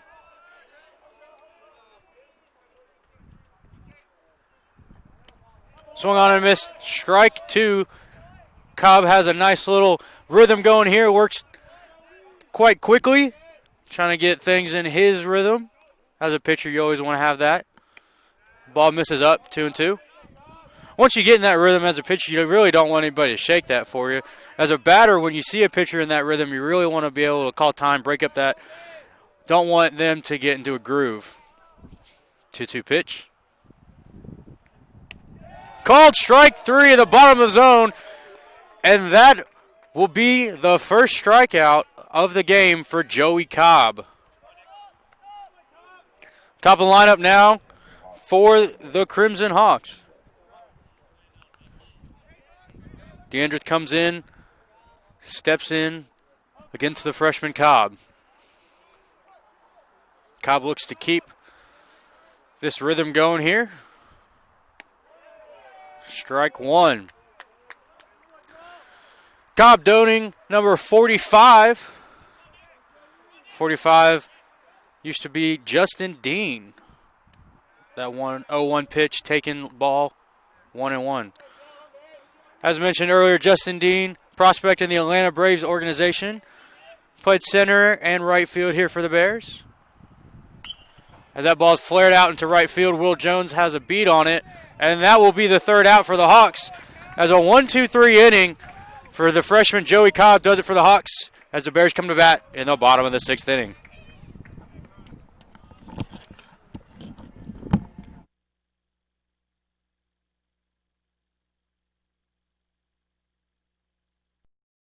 Paramount Kia in Hickory. We want to see you driving a new Kia or, hey, a quality pre-owned Kia. We've got a huge selection of new and pre-owned Kias. You got to get to Paramount Kia in Hickory, Highway 70, ParamountKia.com. I knew that there was an opportunity to have my college paid for if I was good enough to play baseball at that level. That was going to make a big difference in my family. D2 baseball gave me an opportunity to play at a high level and to get an education that's going to be valuable for me throughout the rest of my life. I chose to take my experience of being a student athlete and pursue that within my career and to get a master's degree. If I wouldn't have had a baseball scholarship, there'd be no chance that I'm doing what I'm doing.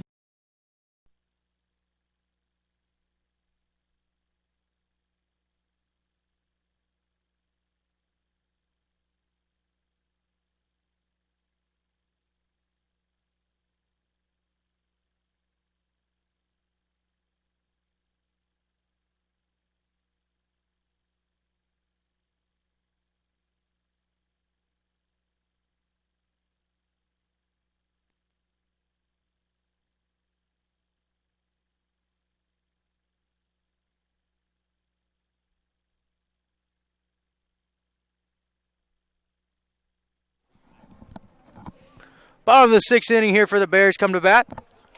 Up first, number 15, Mike McHugh. Mike played high school ball at Mount Tabor High School in Winston-Salem, North Carolina. Played Legion ball for the Mount Tabor team there. Had a successful career there. Started off his collegiate career at Presbyterian College in South Carolina. Made his way to the LR Bears last year as he played third base and outfield. Mike takes high, ball one, 1-0. Mike drops down just a little bit when he loads that swing, so he really likes the lower balls. That ball is cued foul. Count will be 1-1. Mike looks to drive off speed toward the lower part of the zone, so any pitchers that are throwing him breaking pitches down and away, he's really looking to drive to the opposite field and to the center right field gap. Likes to turn on those fastballs middle in and be able to work that opposite field on those fastballs out. Top of the zone called, strike two. Count is now 1-2 on number 15, Mike McHugh. With 2 strikes on you as a batter, really want to shorten up, try to hit something in the middle of the field. And that's just what Mike does as he hits a great line drive, but straight at the center fielder for the first out of the inning.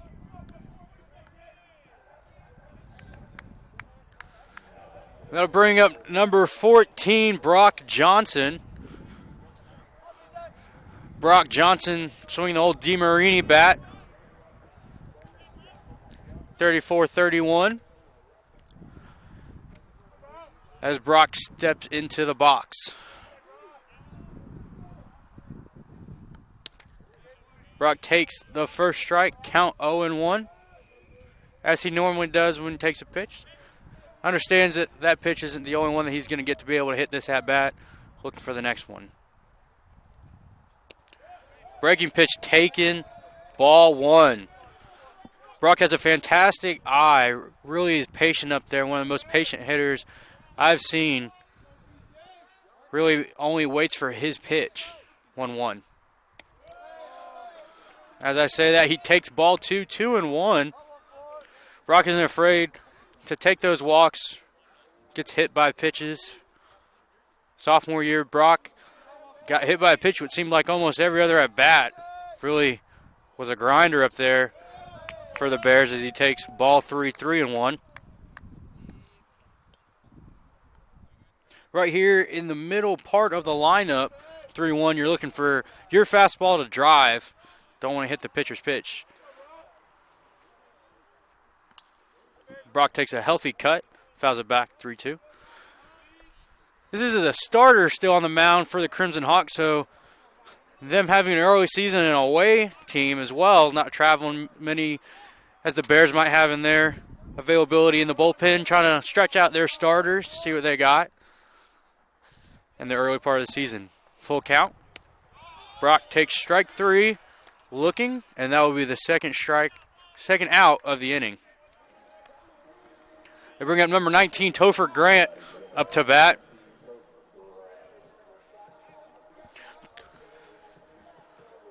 Topher likes to work downhill on his swing. A little bit different than in years past. Traditionally speaking, had more of an open stance. Closes it up a little bit this year. Tries to stay on the inside part of the ball.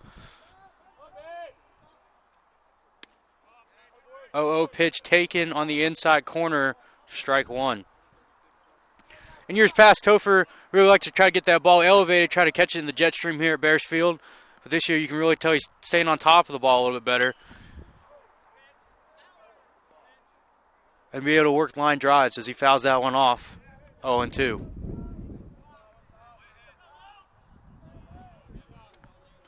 In these cold months here at Bears Field, the ball doesn't quite fly as well as they will when it warms up a little bit. So using that line drive approach really helps out, getting your base hits early on in the season. And then eventually, as the months start to warm up a little bit, if you catch one underneath, get it up in the jet stream. Might hit it on the shed. 0-2. And that will flare for a base hit for Topher Grant. Single with 2 outs. Bears have done a great job today of extending innings. Trying not to go 1, 2, 3 on any inning. As the Crimson Hawks start to warm up their bullpen down there for the first time in this game here in the bottom of the 6th inning. Bring up number 42, Dalton Putnam.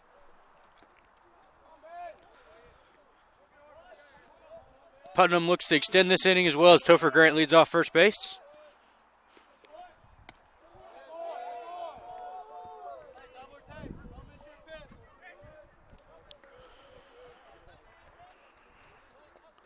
Number 24, Ian Lounge, the pitcher for the Crimson Hawks, has a nice high leg kick. Look for the Bears to continue to try and steal off him. But with a great arm back there that Cherry does, Bears are 0 for 2 today on stolen bases. Generally speaking, having a long leg kick to home plate gives that catcher a harder time to be able to throw out runners. But the Hawks have done a great job of keeping the Bears at bay on the base paths. That ball is fouled. The count will be 1-2 on Putnam. Be sure to join us again tomorrow as we have a doubleheader here again at Bears Field. The Bears and the Crimson Hawks will meet again for a doubleheader. 1-2 pitch now. Taking ball.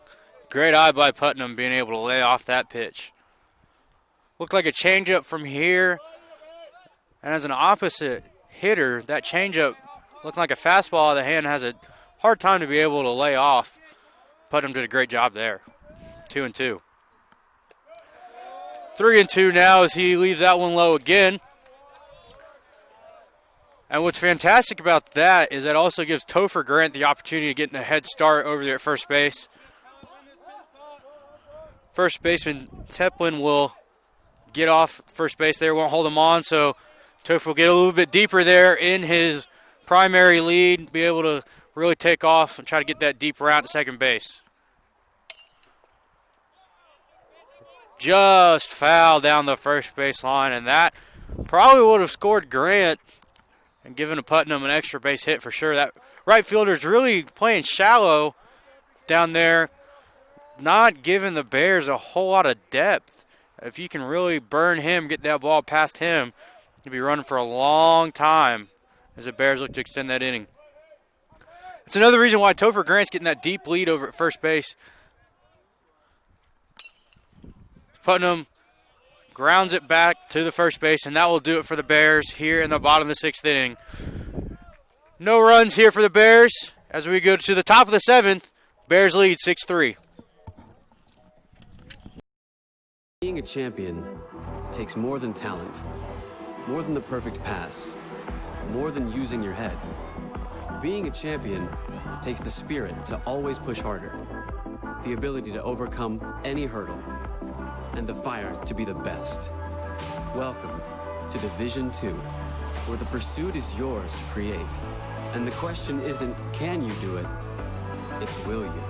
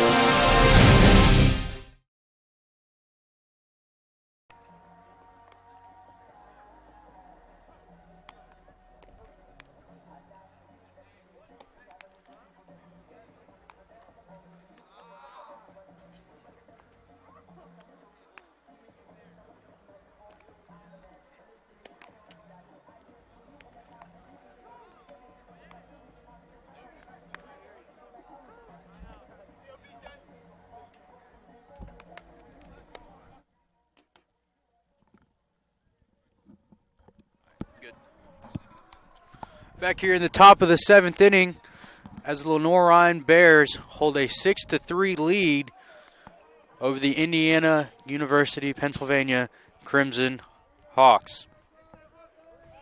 Up to bat number 12, the second hitter in the Hawks lineup, Sestra. Joey Cobb in his second inning of work here for the Bears. Gets ahead here on a foul ball, 0-1.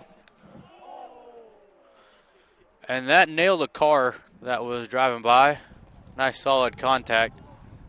Hate to hear it, but name of the game. 0-1 pitch. Swung and a missed. 0-2 now. Cobb in that nice rhythm up there on the mound. Looks real locked in. 0-2 pitch misses down 1-2. Cobb in that rhythm, really being able to work both sides of the plate. That ball misses low. Count will run 2-2.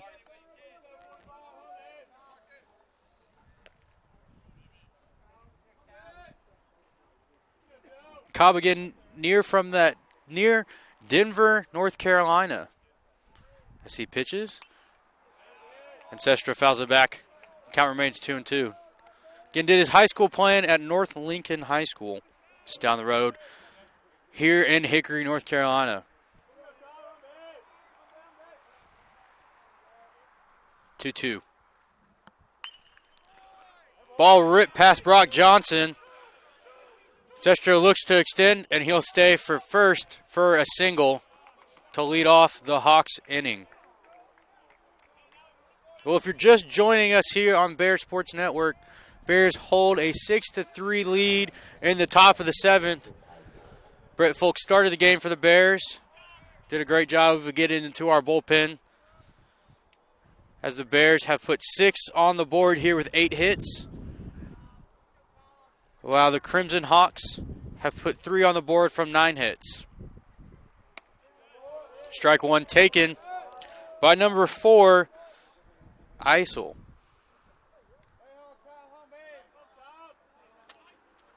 Joey Cobb, left-handed pitcher, comes set and fires. Called strike, 0-2. does a good job of keeping the number 2 hitter, Sestra, at first base close. Excuse me. 0-2, comes set. Checks on the runner over there at first base. As a runner on first, you have about a half step back to first base with a runner on first, especially when you're not wanting to steal. If you're just looking to get a secondary off a left-handed pitcher, you have a little jab step back, make sure you don't get picked off. As that ball misses 1-2. If you are stealing off a left-handed pitcher, traditionally speaking, you just go first move.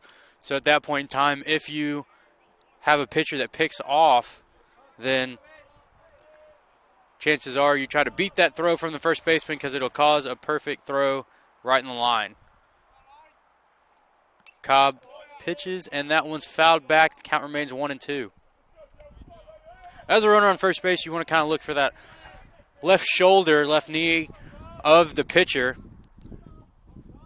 If you watch that back left shoulder and it turns toward the third base, as Cobb checks the runner at first, quick move over there. If that left arm goes towards the third base, chances are that it's coming over to first, just because he's not going to be able to really go against his body to go back towards home. As that pitch is fouled back onto the street as well. That one does not hit a car. So it's good for the Hickory community there. Lenoir-Rhyne is not liable for the cars that are hit during baseball games. Cobb comes set 1-2. Steps off.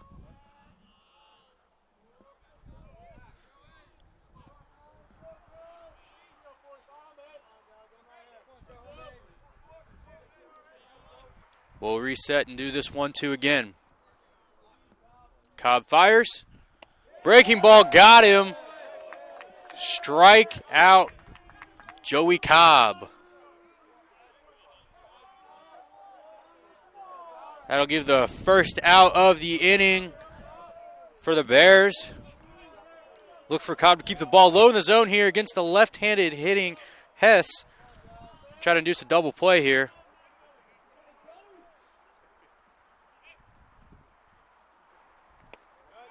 Misses ball 1-0. If you keep that ball low on the ground, especially this time of day with that sun, really turn that double play for the Bears. Do a great job. Get us back in the dugout. Gets a chance to swing the bats a little bit, extend our lead. That pitch is fouled back 1-1. Evens the count there. Runner first base looking to get a little jumpy over there. Not sure if he'll be about to go here soon. We'll look for Cobb keeping him close, as well as Bryce Stober behind the plate if he takes off. There he goes. Hit and run. That will get the runner to third base. Will Jones gets it in quickly, keeps it to a base hit. That will be runners at first and third with one out for the Hawks. Now up to bat, the number 5 hitter, third baseman, Ben Teplin.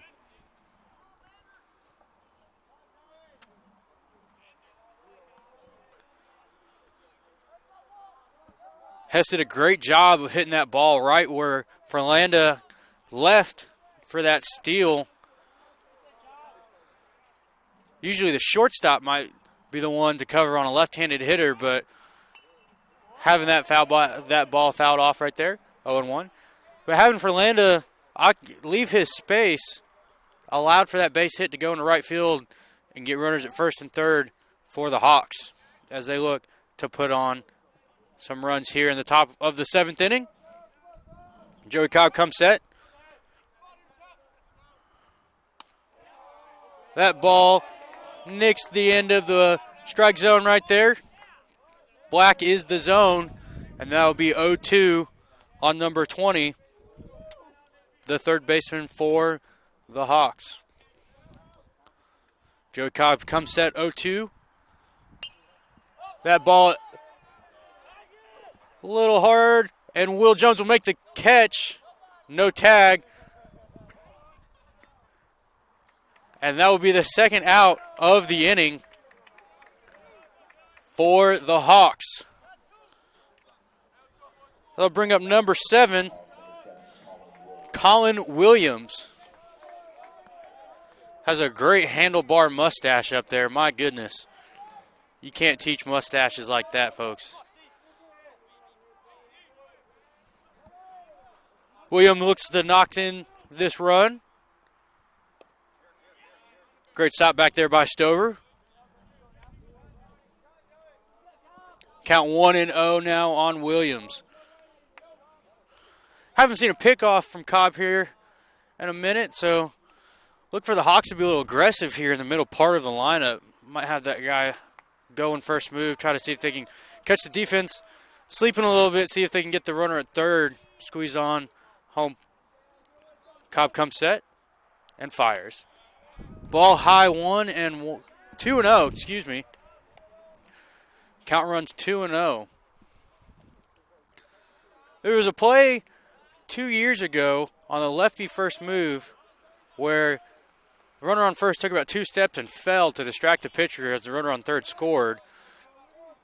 Don't see the Hawks quite doing that, but a little creativity might happen here. 2-0 pitch taken high. Ball 3-0 to Williams. DH Mueller on deck here. Don't want to load the bases. Want to go right back after him. Try to get back into this count here. 3-0 pitch. Called strike one at the bottom of the zone. Great job of Stover back there, as he has been this entire season, and in this game specifically, of getting underneath that baseball. Being able to work your thumb underneath a baseball at the bottom of the zone is an essential part of the catcher. Not only do you not break your thumb, but you get strikes, just as Stover did there as well. Fantastic receiving back there from the freshman catcher. That will run the count 3-2. Topher Grant comes off first base. And the pitch, and that will be ball 4. And that will load the bases. As a quick mound conference for Cobb. Bears start to get the bullpen moving a little bit back down there, just in case. DH Mueller comes in with the bases loaded for the Hawks. 2 routes here in the top of the 7th in Hickory, North Carolina. A couple quick facts for you of Lenoir-Rhyne University.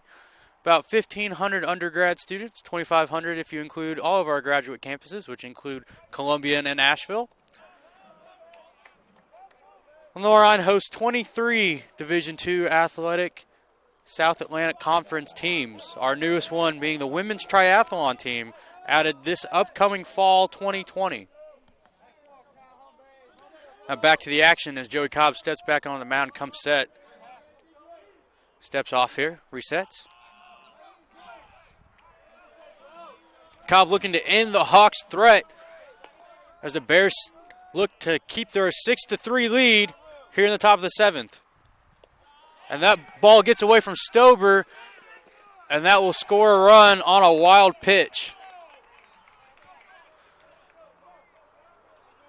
Bears now lead 6-4. Runners on second and third, still with 2 outs. 1-0 count on the DH Mueller.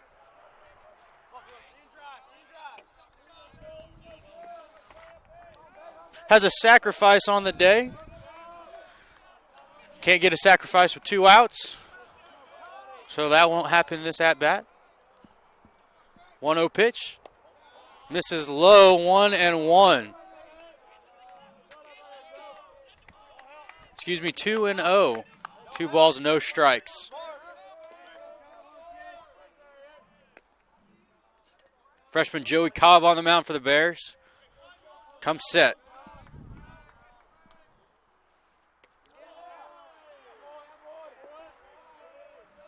Breaking ball called, strike 1.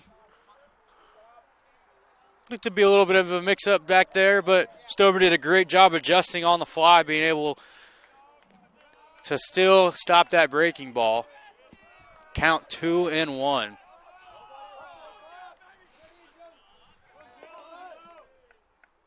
Cobb steps off. Ask for the signs again. Comes set. And fires. Called on the outside corner, strike 2. And, Stover really bought that pitch. He's doing a great job back there.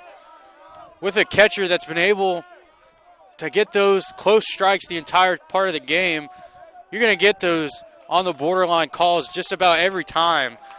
And Stover's doing a great job of earning those for his pitcher. 2-2 count here. Swung. Foul ball through the wickets there, Stover. Wasn't sure if he nicked that right off the bat, but home plate umpire calls foul ball. So we will reset and do it again. 2-2.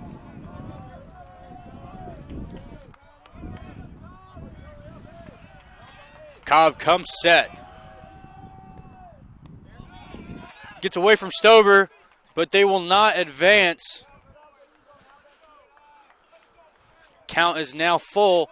3-2, 2 outs here in the top of the 7th inning. Bears leading 6-4 in Hickory, North Carolina. Joey Cobb on the bump. Bryce Stover behind the plate. Number 9, D.H. Mueller for the Hawks at the plate. The payoff pitch.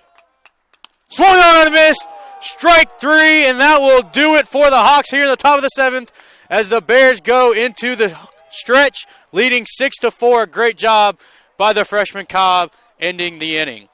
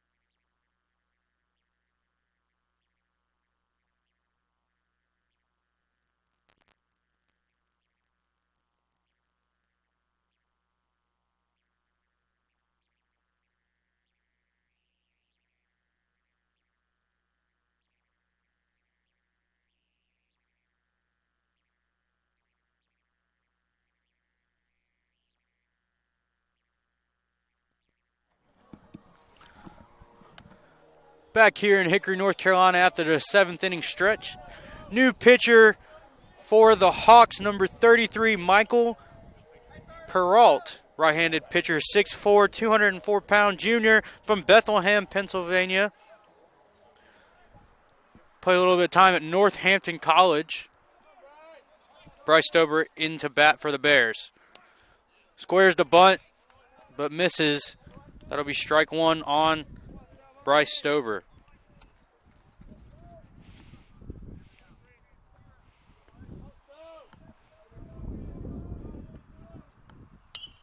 The 0-1 pitch is lined in to right field. Base hit for Stover. That last time he had that 2-run push bunt. This time stays that side of the field and gets a traditional hit now, as that brings back David Bell to the top of the lineup.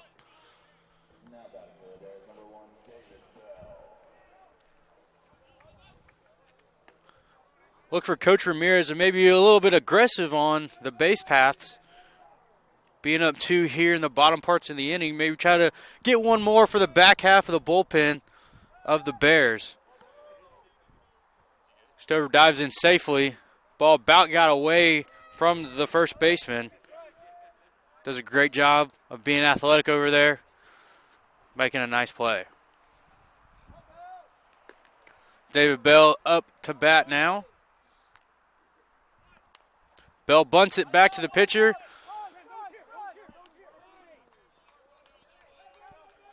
And that will be the first out of the inning as David Bell lays down a beautiful sacrifice bunt and gets Bryce Stober over to second base. One thing I noticed about number 33, right-handed pitcher for the Hawks, is he spins that ball a little bit in his right hand as he's getting that sign. Especially in the cold weather, you got to be careful with that because if he drops that baseball while on the rubber, that's a balk, and that will move the Bears runners up a little bit. Xander Ferlanda, number 4, up to bat now. Swings to the first pitch, and that will get through the hole. And Bryce Stober will come in to score, and they'll be cut off. And the Bears will extend their lead 7-4. The redshirt senior Xander Ferlanda with the base hit and RBI, and that will bring up Will Jones, number 13, up to bat. As a pitcher, you really want to eliminate as much extra movement as you can because the more times that you're moving that baseball or moving that glove or anything like that, the more opportunity you have to create that ball and that extra base for your opponents. Orlando foul bunt back. Orlando was moving on the pitch. He'll head back 0-1 on Will Jones.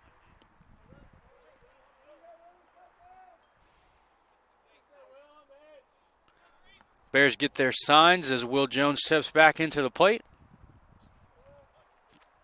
Taps home plate like he always does. Ferlanda dives back safely. Nice quick pickoff move there, but able to get back. Will Jones always taps his left front leg and then the home plate. And that ball is going to be laced foul down the third base line. Baseball players have a tendency to have little quirks, little traditions every time they either get up to the plate, whether it be before a game, whether it be as a focal point as a batter, trying to calm your nerves, maybe slow the momentum of the pitcher, try to slow the game down a little bit. 0-2 count on Will Jones.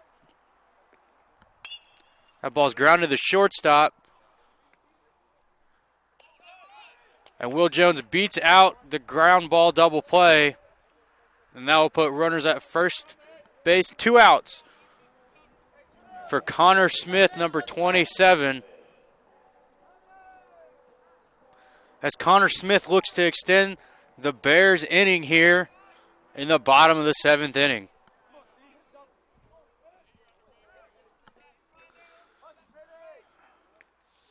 Connor Smith takes ball 1. 1-0 here. Connor Smith from the left side of the plate. Will Jones at first base. Bears up 7-4. Will Jones dives back in safely. Looks for that ball toward that first base side, but first baseman was able to corral it. Make a nice athletic play over there as well. Second time this inning that ball looked to be about getting away on a pickoff move. Connor Smith flies one out to deep center field. That's a hard fly ball to catch. But the center fielder makes a nice play on it. And that will do it for the Bears here in the bottom of the 7th. As we extend our lead 7-4. 8th inning coming up after this.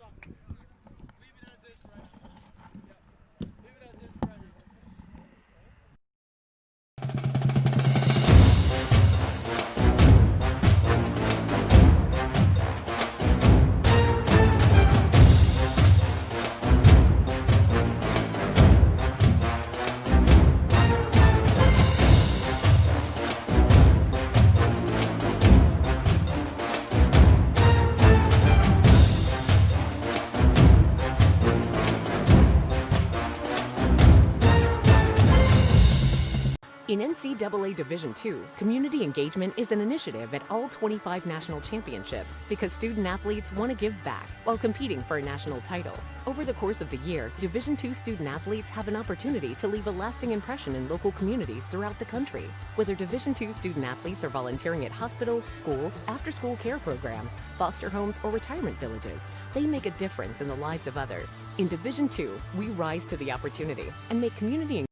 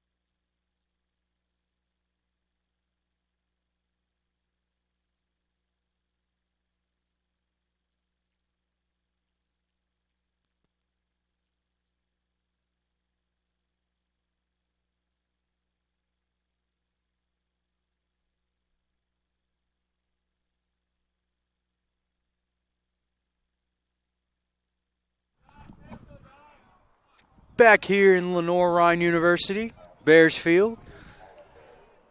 Top of the 8th inning, new pitcher on the mound for the Bears. Freshman from Boone, North Carolina, Andrew Dye. Andrew comes in with 3 innings on the year. Coming from the right side, number 46.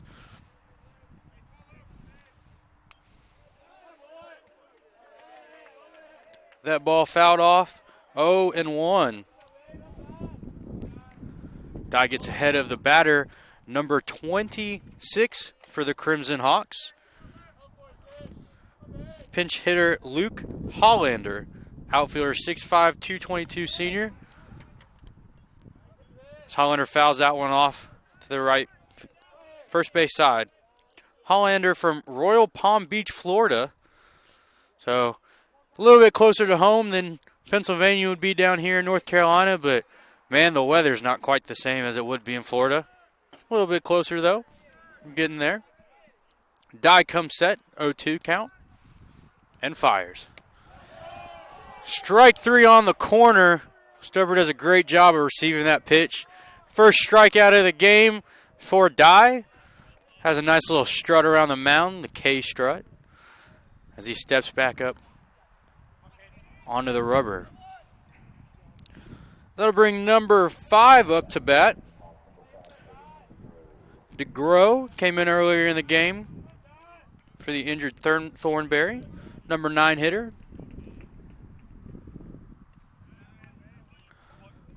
Ball 1 taken outside for DeGrow.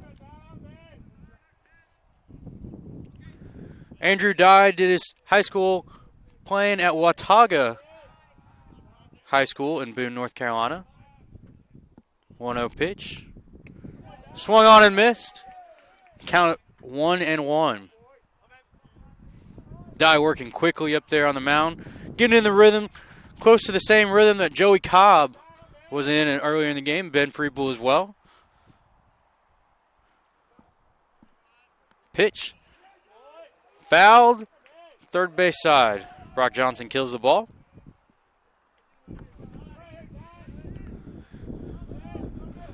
Dye works quickly back up to the mound. Count is 1-2 on number 5 for the Hawks. Andrew Dye comes set and fires. Great stop back there by Bryce Stover. Really does well getting around that baseball. Breaking pitches specifically, you're not real sure if and when that hits the hard red dirt, which direction it's going to go. So you want to try to keep your body as straight towards the pitcher as you can back there as a catcher. 2-2 pitch. Swung on and lined into center field for a base hit. Number 9 hitter gets the inning going here for the Hawks, and that will bring up the leadoff hitter, DeAndreth, here in the top of the 8th inning for the Hawks. Bears bullpen starts to get moving around a little bit back down there as Andrew Dye starts to come set here with 1 out in the top of the 8th inning. First pitch fly ball by DeAndreth into shallow center field. Mike McHugh makes a diving stop but can't quite get it. And that will be a base hit for DeAndreth as the crew. Oh, and Mike McHugh makes almost a fantastic diving catch there in center field. And man, from the replay right there, that's hard to tell. It's bang bang in person, but for that replay, that looks a little close. Andrew Dye comes set with runners on first and second with 1 out. Breaking ball, taken, strike 1, gets ahead of the count. You know, as umpires, it's hard to be able to get every single call right, but our umpire crew does a great job out here, doing a great job out here today. That's a tough play as an umpire because you're in the B slot there with a runner on first base. So being able to get to second base on a ball you're not sure, as that ball is taken 0-2 there on number 12, Sestra for the Hawks. But in that B slot, you're toward the right side of the field, toward that first base side, and being able to run over to second base, not only to see if the center fielder makes a catch, but also to be in a good position to call that play at second base is hard to do. Looks to be a little cross up back there. 1-2 is the count. You see the field umpire now is in the C position, that C slot. A slot's traditionally the one with nobody on base behind first base, and then you move that B slot with that runner on first, being able to take that ball and that play at second base. 1-2 pitch taken, strike 3, and that will give the second out of the inning and second strikeout of the inning for Dye. And that will bring up the center fielder for the Hawks. 2 outs, runners on first and second here. The top of the 8th inning, Bears up 7-4 in Hickory, North Carolina. First pitch grounded to Brock Johnson, and that will be an easy, unassisted put out by Brock to end the inning at the top of the 8th. We go to the bottom of the 8th inning, Bears up 7-4 after this.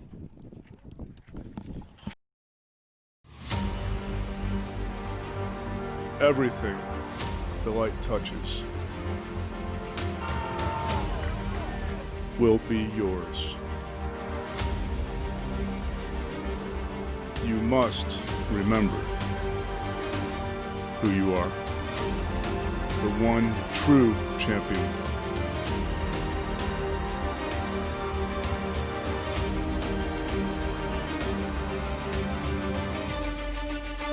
We are LR.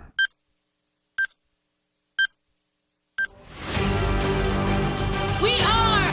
We are. We are. We are. We are LR. We are LR.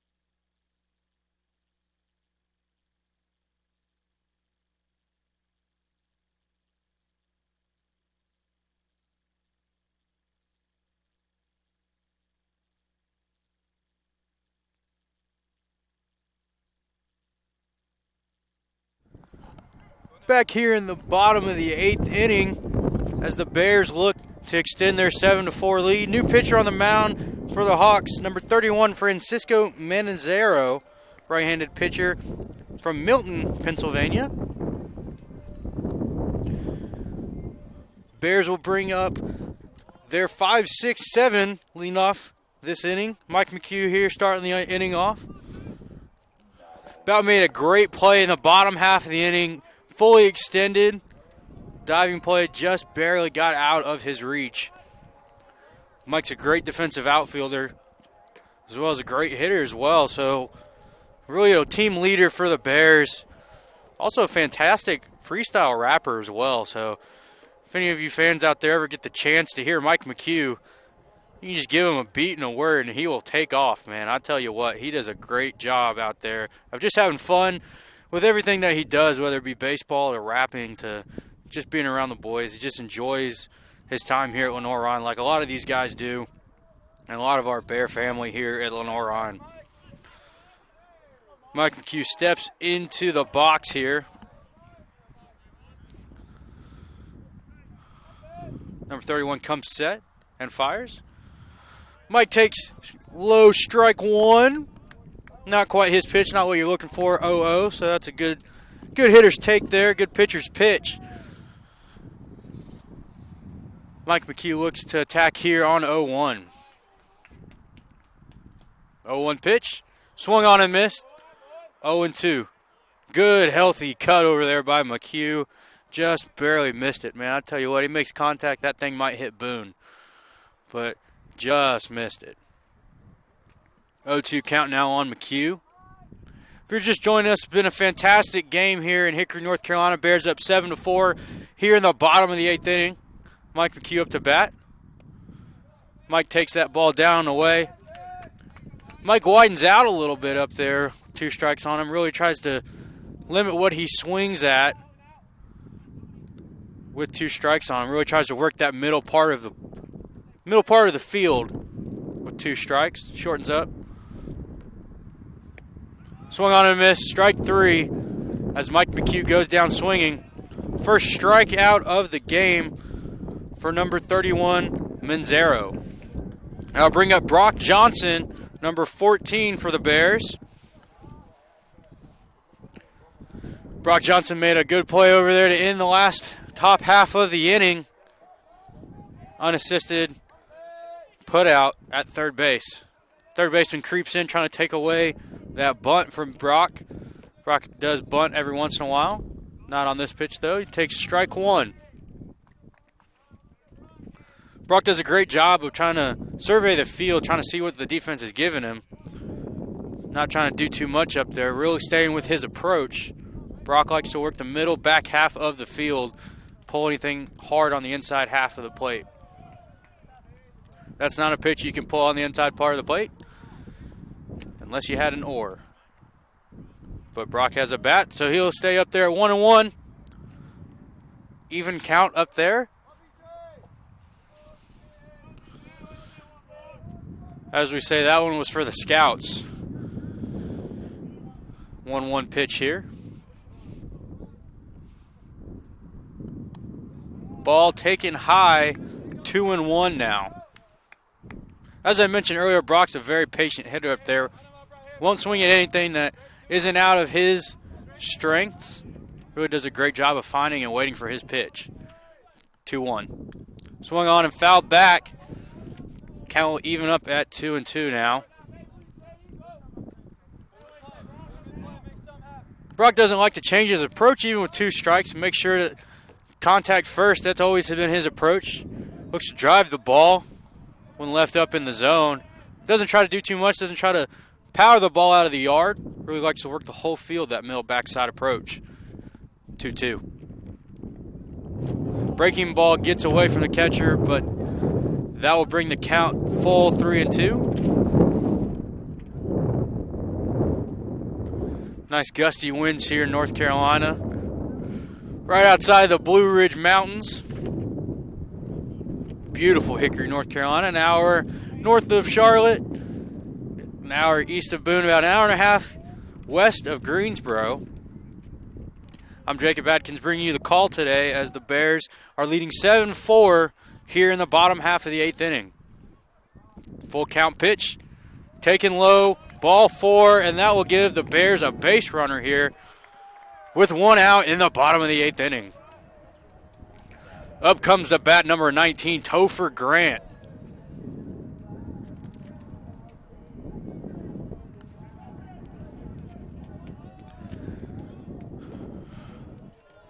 Bears have that pinstripe uniform, SAC logo on the left sleeve. Great country of the United States of America flag right underneath the neck. We have a saying here, go Bears, go America. So we have to represent America. 0-0 pitch. Taking ball 1.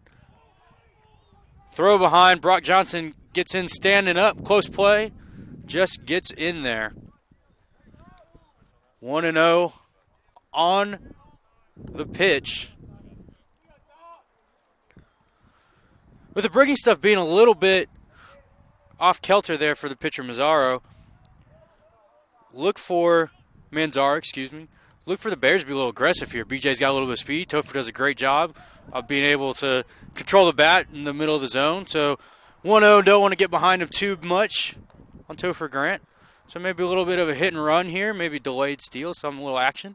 Being up 3 here in the bottom of the 8th inning, you're able to have a little bit of flexibility, maybe try to get one more run. 1-0 pitch, swung on and missed by Topher Grant. That'll even the count 1-1 here. Coach Ramirez just gave him the dinger sign. So look for Topher to make contact here. 1-1 count. And that ball is driven into the gap. And that will score Brock Johnson as Topher Grant comes into second base and will stay there and extend the lead for the Bears as Brock Johnson comes around to score. Topher Grant with the double. That was all Coach Ramirez's sign right there. He gave him the swing away. He gave him the double sign. So shout out Coach Ramirez there. Really knowing his team, really understanding the strengths of each one of his players, and really great timing on the double sign right there. Great call by Coach. That will bring Dalton Putnam up to bat for the Bears here in the bottom half of the 8th inning with 1 out, runner on second base, Topher Grant. 0-0 count. Gets away, and Topher will come in to third base on the wild pitch. Looks to be a little bit of a cross up there. Catcher is looking to expect something off speed. Didn't really even get a glove on that. And that hard brick backstop for the LR Bears has a tendency to have balls bounce back pretty quickly. That pad right there stops it a little bit, but I mean that was pretty much close to coming right back to the catcher. And Topher Grant still able to get to third base on the wild pitch. That'll bring the Hawks infield in. Dalton Putnam up to bat. Ball 2, taken low, 2-0. With the infield in right here, Topher probably won't try to score on that ground. Anything deep in the outfield, be able to tag up on. 2-0 pitch, taken outside, ball 3. With that infield in, I mean, it's really hard to score unless you have 80 grade speed, which is the top of the line speed. So you just look to score when the easiest. 3-0 ball taken, and that will be a walk for Putnam. That'll bring up number 0, Bryce Stober, catcher for the Bears. Whereas on first and third, 1 out for Bryce Stober. Hawks get the bullpen cranking a little bit down there. Looks like a right-handed pitcher from here. Can't really see the number. Got a beautiful blonde glove, though. Great color.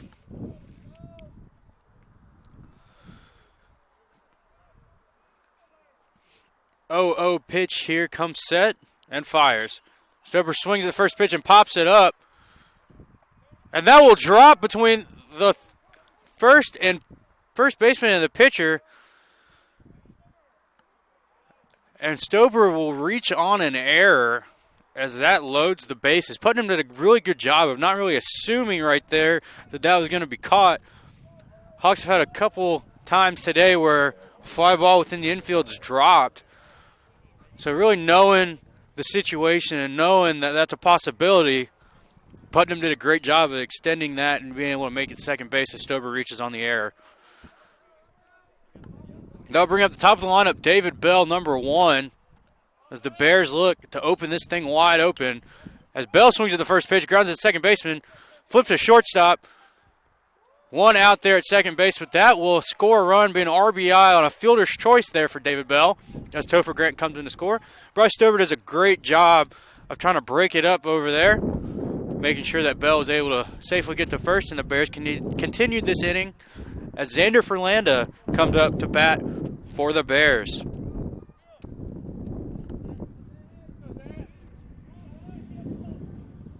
Zan's had a great day today. Started off the game earlier today with a bunt base hit. Just really extended on throughout the entire day. Had a great defensive day over at second base as well. And that ball's laced into the outfield, and that's going to be into the gap, and that's going to score at least one. David Bell getting brought around third base. It's going to be a play at the plate. And David Bell slides in safe. And that will be 2 runs scored on a double by the senior Ferlanda. And David Bell does a great job of getting around on the tag. As you see, he lines it into the left center gap. Left fielder does a great job of cutting that ball off. That relay is a very nice relay. And that play at the plate extends him up the first base line. But David Bell able to slide to the third base side of home plate and hit that corner and be able to slide in safe. New pitching change for the Hawks.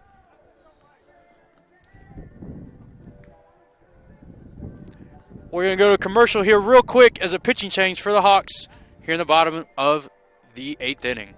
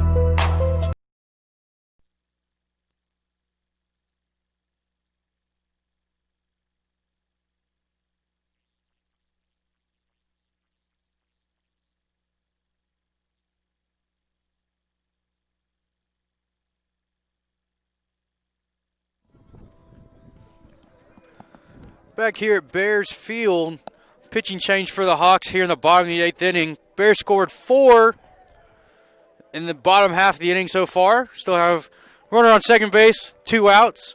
New pitcher number 36, Sean Furlong, right-handed pitcher, 6 foot 140, out of Sarver, Pennsylvania. Very nice flow. And as I mentioned earlier, blonde glove. Beautiful color of a glove.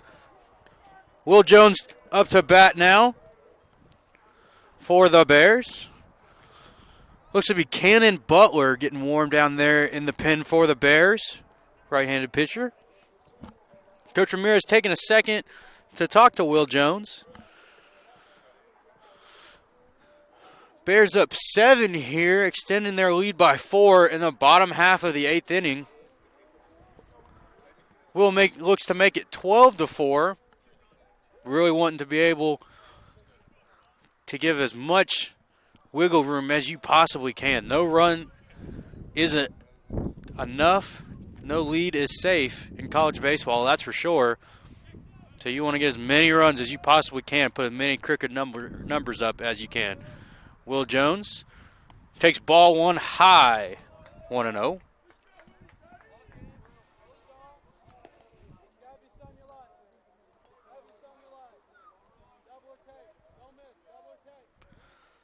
Pitcher Furlong is a redshirt freshman. Will Jones calls time.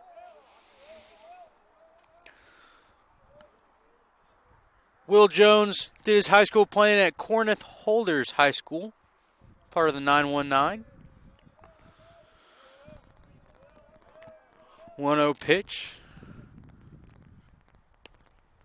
Breaking ball taken on the inside part of the corner.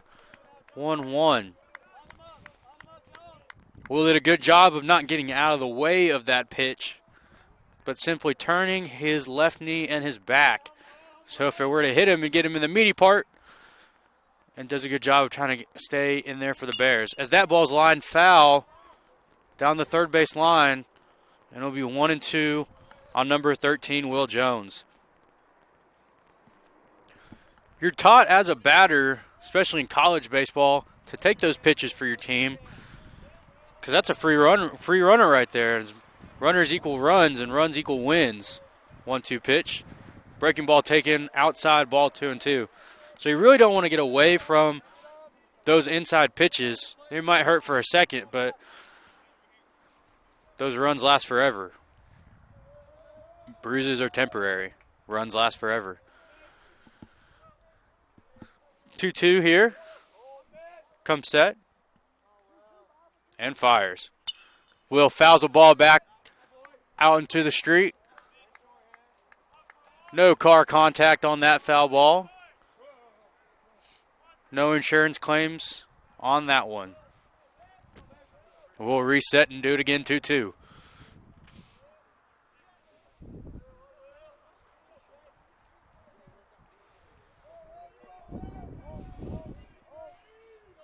Two pitch. Lined into left field, and that's going to score Xander as Will Jones extends this lead 12-4 in favor of the Lenoir-Rhyne Bears. Will did a great job in that at-bat, working the count, waiting for his pitch to be able to extend this inning, and really getting a pitch to hit in the zone that he likes. Will really likes to pull that ball, work the middle left-hand side of the field, and got a pitch just to do that. That brings up number 27, Connor Smith. Connor Smith takes ball one outside, 1-0. Coach Ramirez telling Will, look for the ball in the dirt. Look to extend on that secondary lead that runners get on a ball in the dirt, be able to steal a base. Ooh, healthy hack there by Connor Smith. 1-1 evens the count. Tell you what, if he made contact with that ball, we're losing it in the trees over there in the right field fence. That thing would have flown. 1-1 pitch. That one swung on and fouled back as well. Count will be 1-2 on number 27, Connor Smith. Lenoir-Rhyne, 12 runs on 13 hits, 2 errors. The Indiana University Pennsylvania Crimson Hawks, 4 runs, 12 hits as Connor Smith flies that one into left field, and that will do it for the Bears here in the bottom half of the 8th inning. Bears look to take the game here in the top half of the 9th right after this.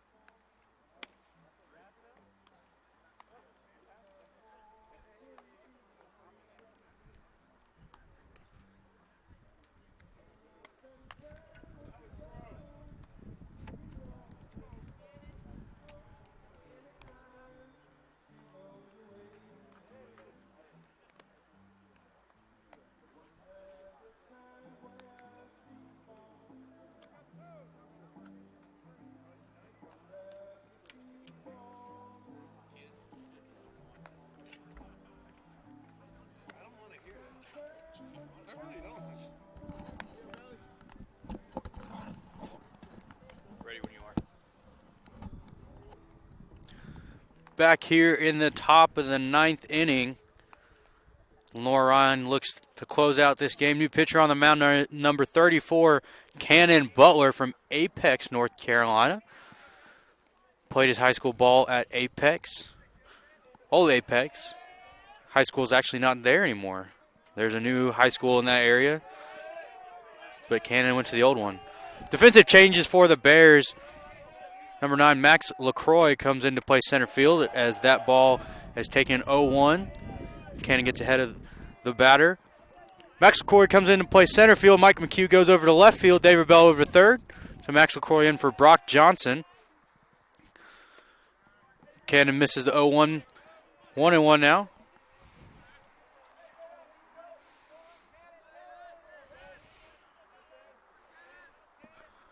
One pitch now. Swung on, and that will drop in front of Mike McHugh for a base hit as the Hawks look to put a couple on the board here in the top of the 9th inning, trying to make a ball game out of this. That'll bring up number 20, the first baseman.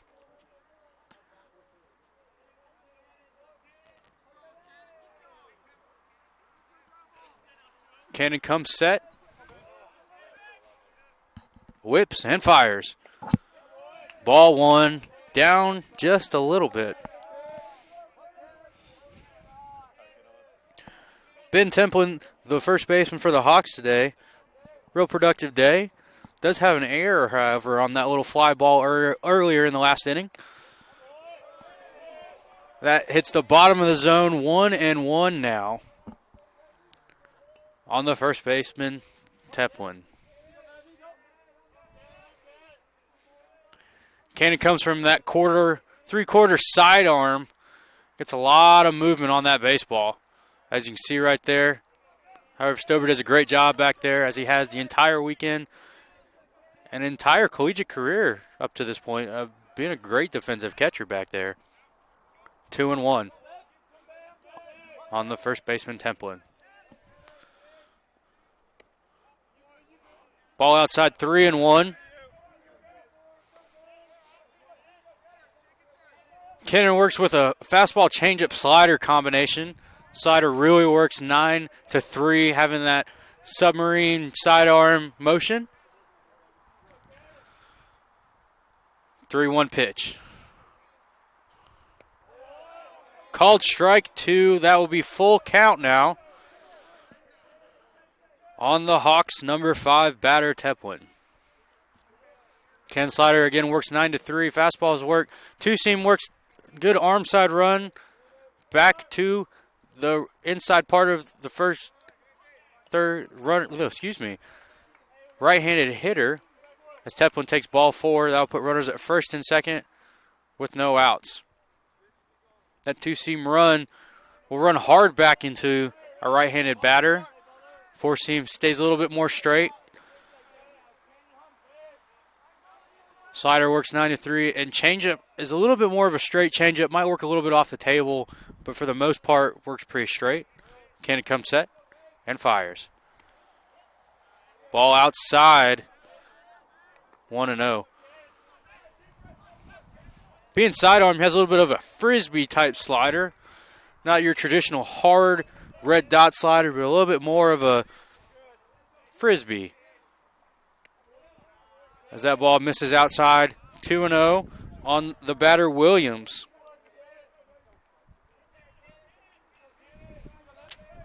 Number 7, Williams, still with that fantastic mustache. Just great handlebars on him. 2-0 pitch. Called strike 1, 2-1 on the batter, Williams. Cannon does a great job of getting back into that count. Trying to fight his way back. 2-1. Whips and fires. Hits the outside corner, 2-2. Evens up the count. Cannon catching the rhythm now. 2-2 on the batter, Williams. Cannon comes set. And fires. Ball up and in. Full count, 3-2. Bears have a little bit of activity down in the bullpen.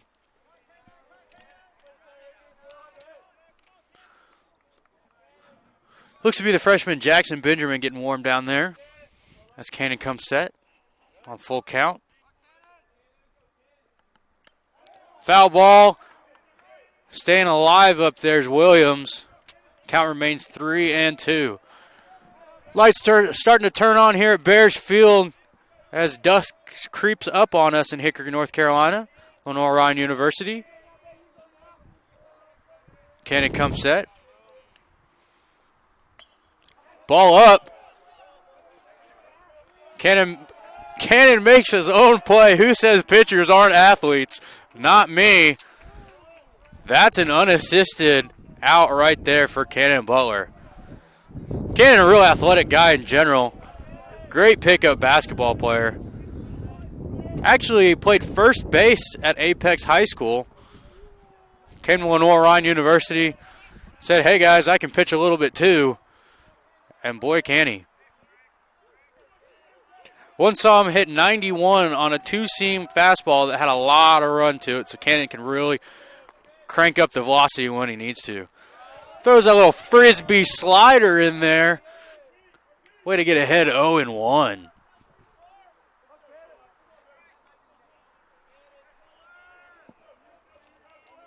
Up to bats the DH Muller. Cannon comes set. 0-1. Fastball misses outside. Evens the count 1-1. Runners on first and second here in the top half of the ninth inning with the Bears up 12-4. Defense is playing pretty much straight up. Topher Grant playing behind the runner at first base. And Butler comes set and throws. Pitch misses just underneath the knees. That'll run the count 2-1. Butler not missing by much on his pitches. Doing a fantastic job of trying to command that zone and really get the batters to chase a little bit. 2-1 pitch. Fastball fouled out of play. And that'll be 2-2 on the DH Muller. Bears have a couple of sidearm three-quarters guys. Cannon Butler is another example of one of those guys. We talked about earlier how it's difficult for submarine and sidearm guys to face lefty-handed pitchers and hitters, but Cannon Butler's doing a good job of trying to neutralize that right now. That ball misses low. Full count, 3-2. 3 balls, 2 strikes, 1 out. Runners on first and second here at Bears Field. Butler comes set and fires. Slider gets him off balance just a little bit, just enough to foul that one off into the street. Get no car contact there. We'll reset and do it again. Count remains 3-2. The payoff pitch will be coming from Butler. And Butler comes set and fires. That ball is driven out into center field, but LaCroix has a beat on it, and that will be an easy out number 2 for the Bears, as we are an out away from Lenoir-Rhyne, extending a 2-0 home record here at Bears Field. You know, in any sport, you really want to try and win as many games as you can at home. And, boy, you can't be more perfect than perfect at home. Bears look to do that now. Butler fires. Strike one called on the outside corner of the plate. Batting now is number 18, Ty Deal. Butler comes set. 0-1. Ground ball to the shortstop, Putnam. Putnam makes the play, and that will do it. Final here from Bears Field. Lenoir-Rhyne 12, Indiana University of Pennsylvania 4. Thank you for tuning in to today's broadcast. The Bears take 2 at home. We have a doubleheader again tomorrow. Be sure to tune in here at Bears Field. I'm Jacob Atkins bringing you the call, and as always, go Bears.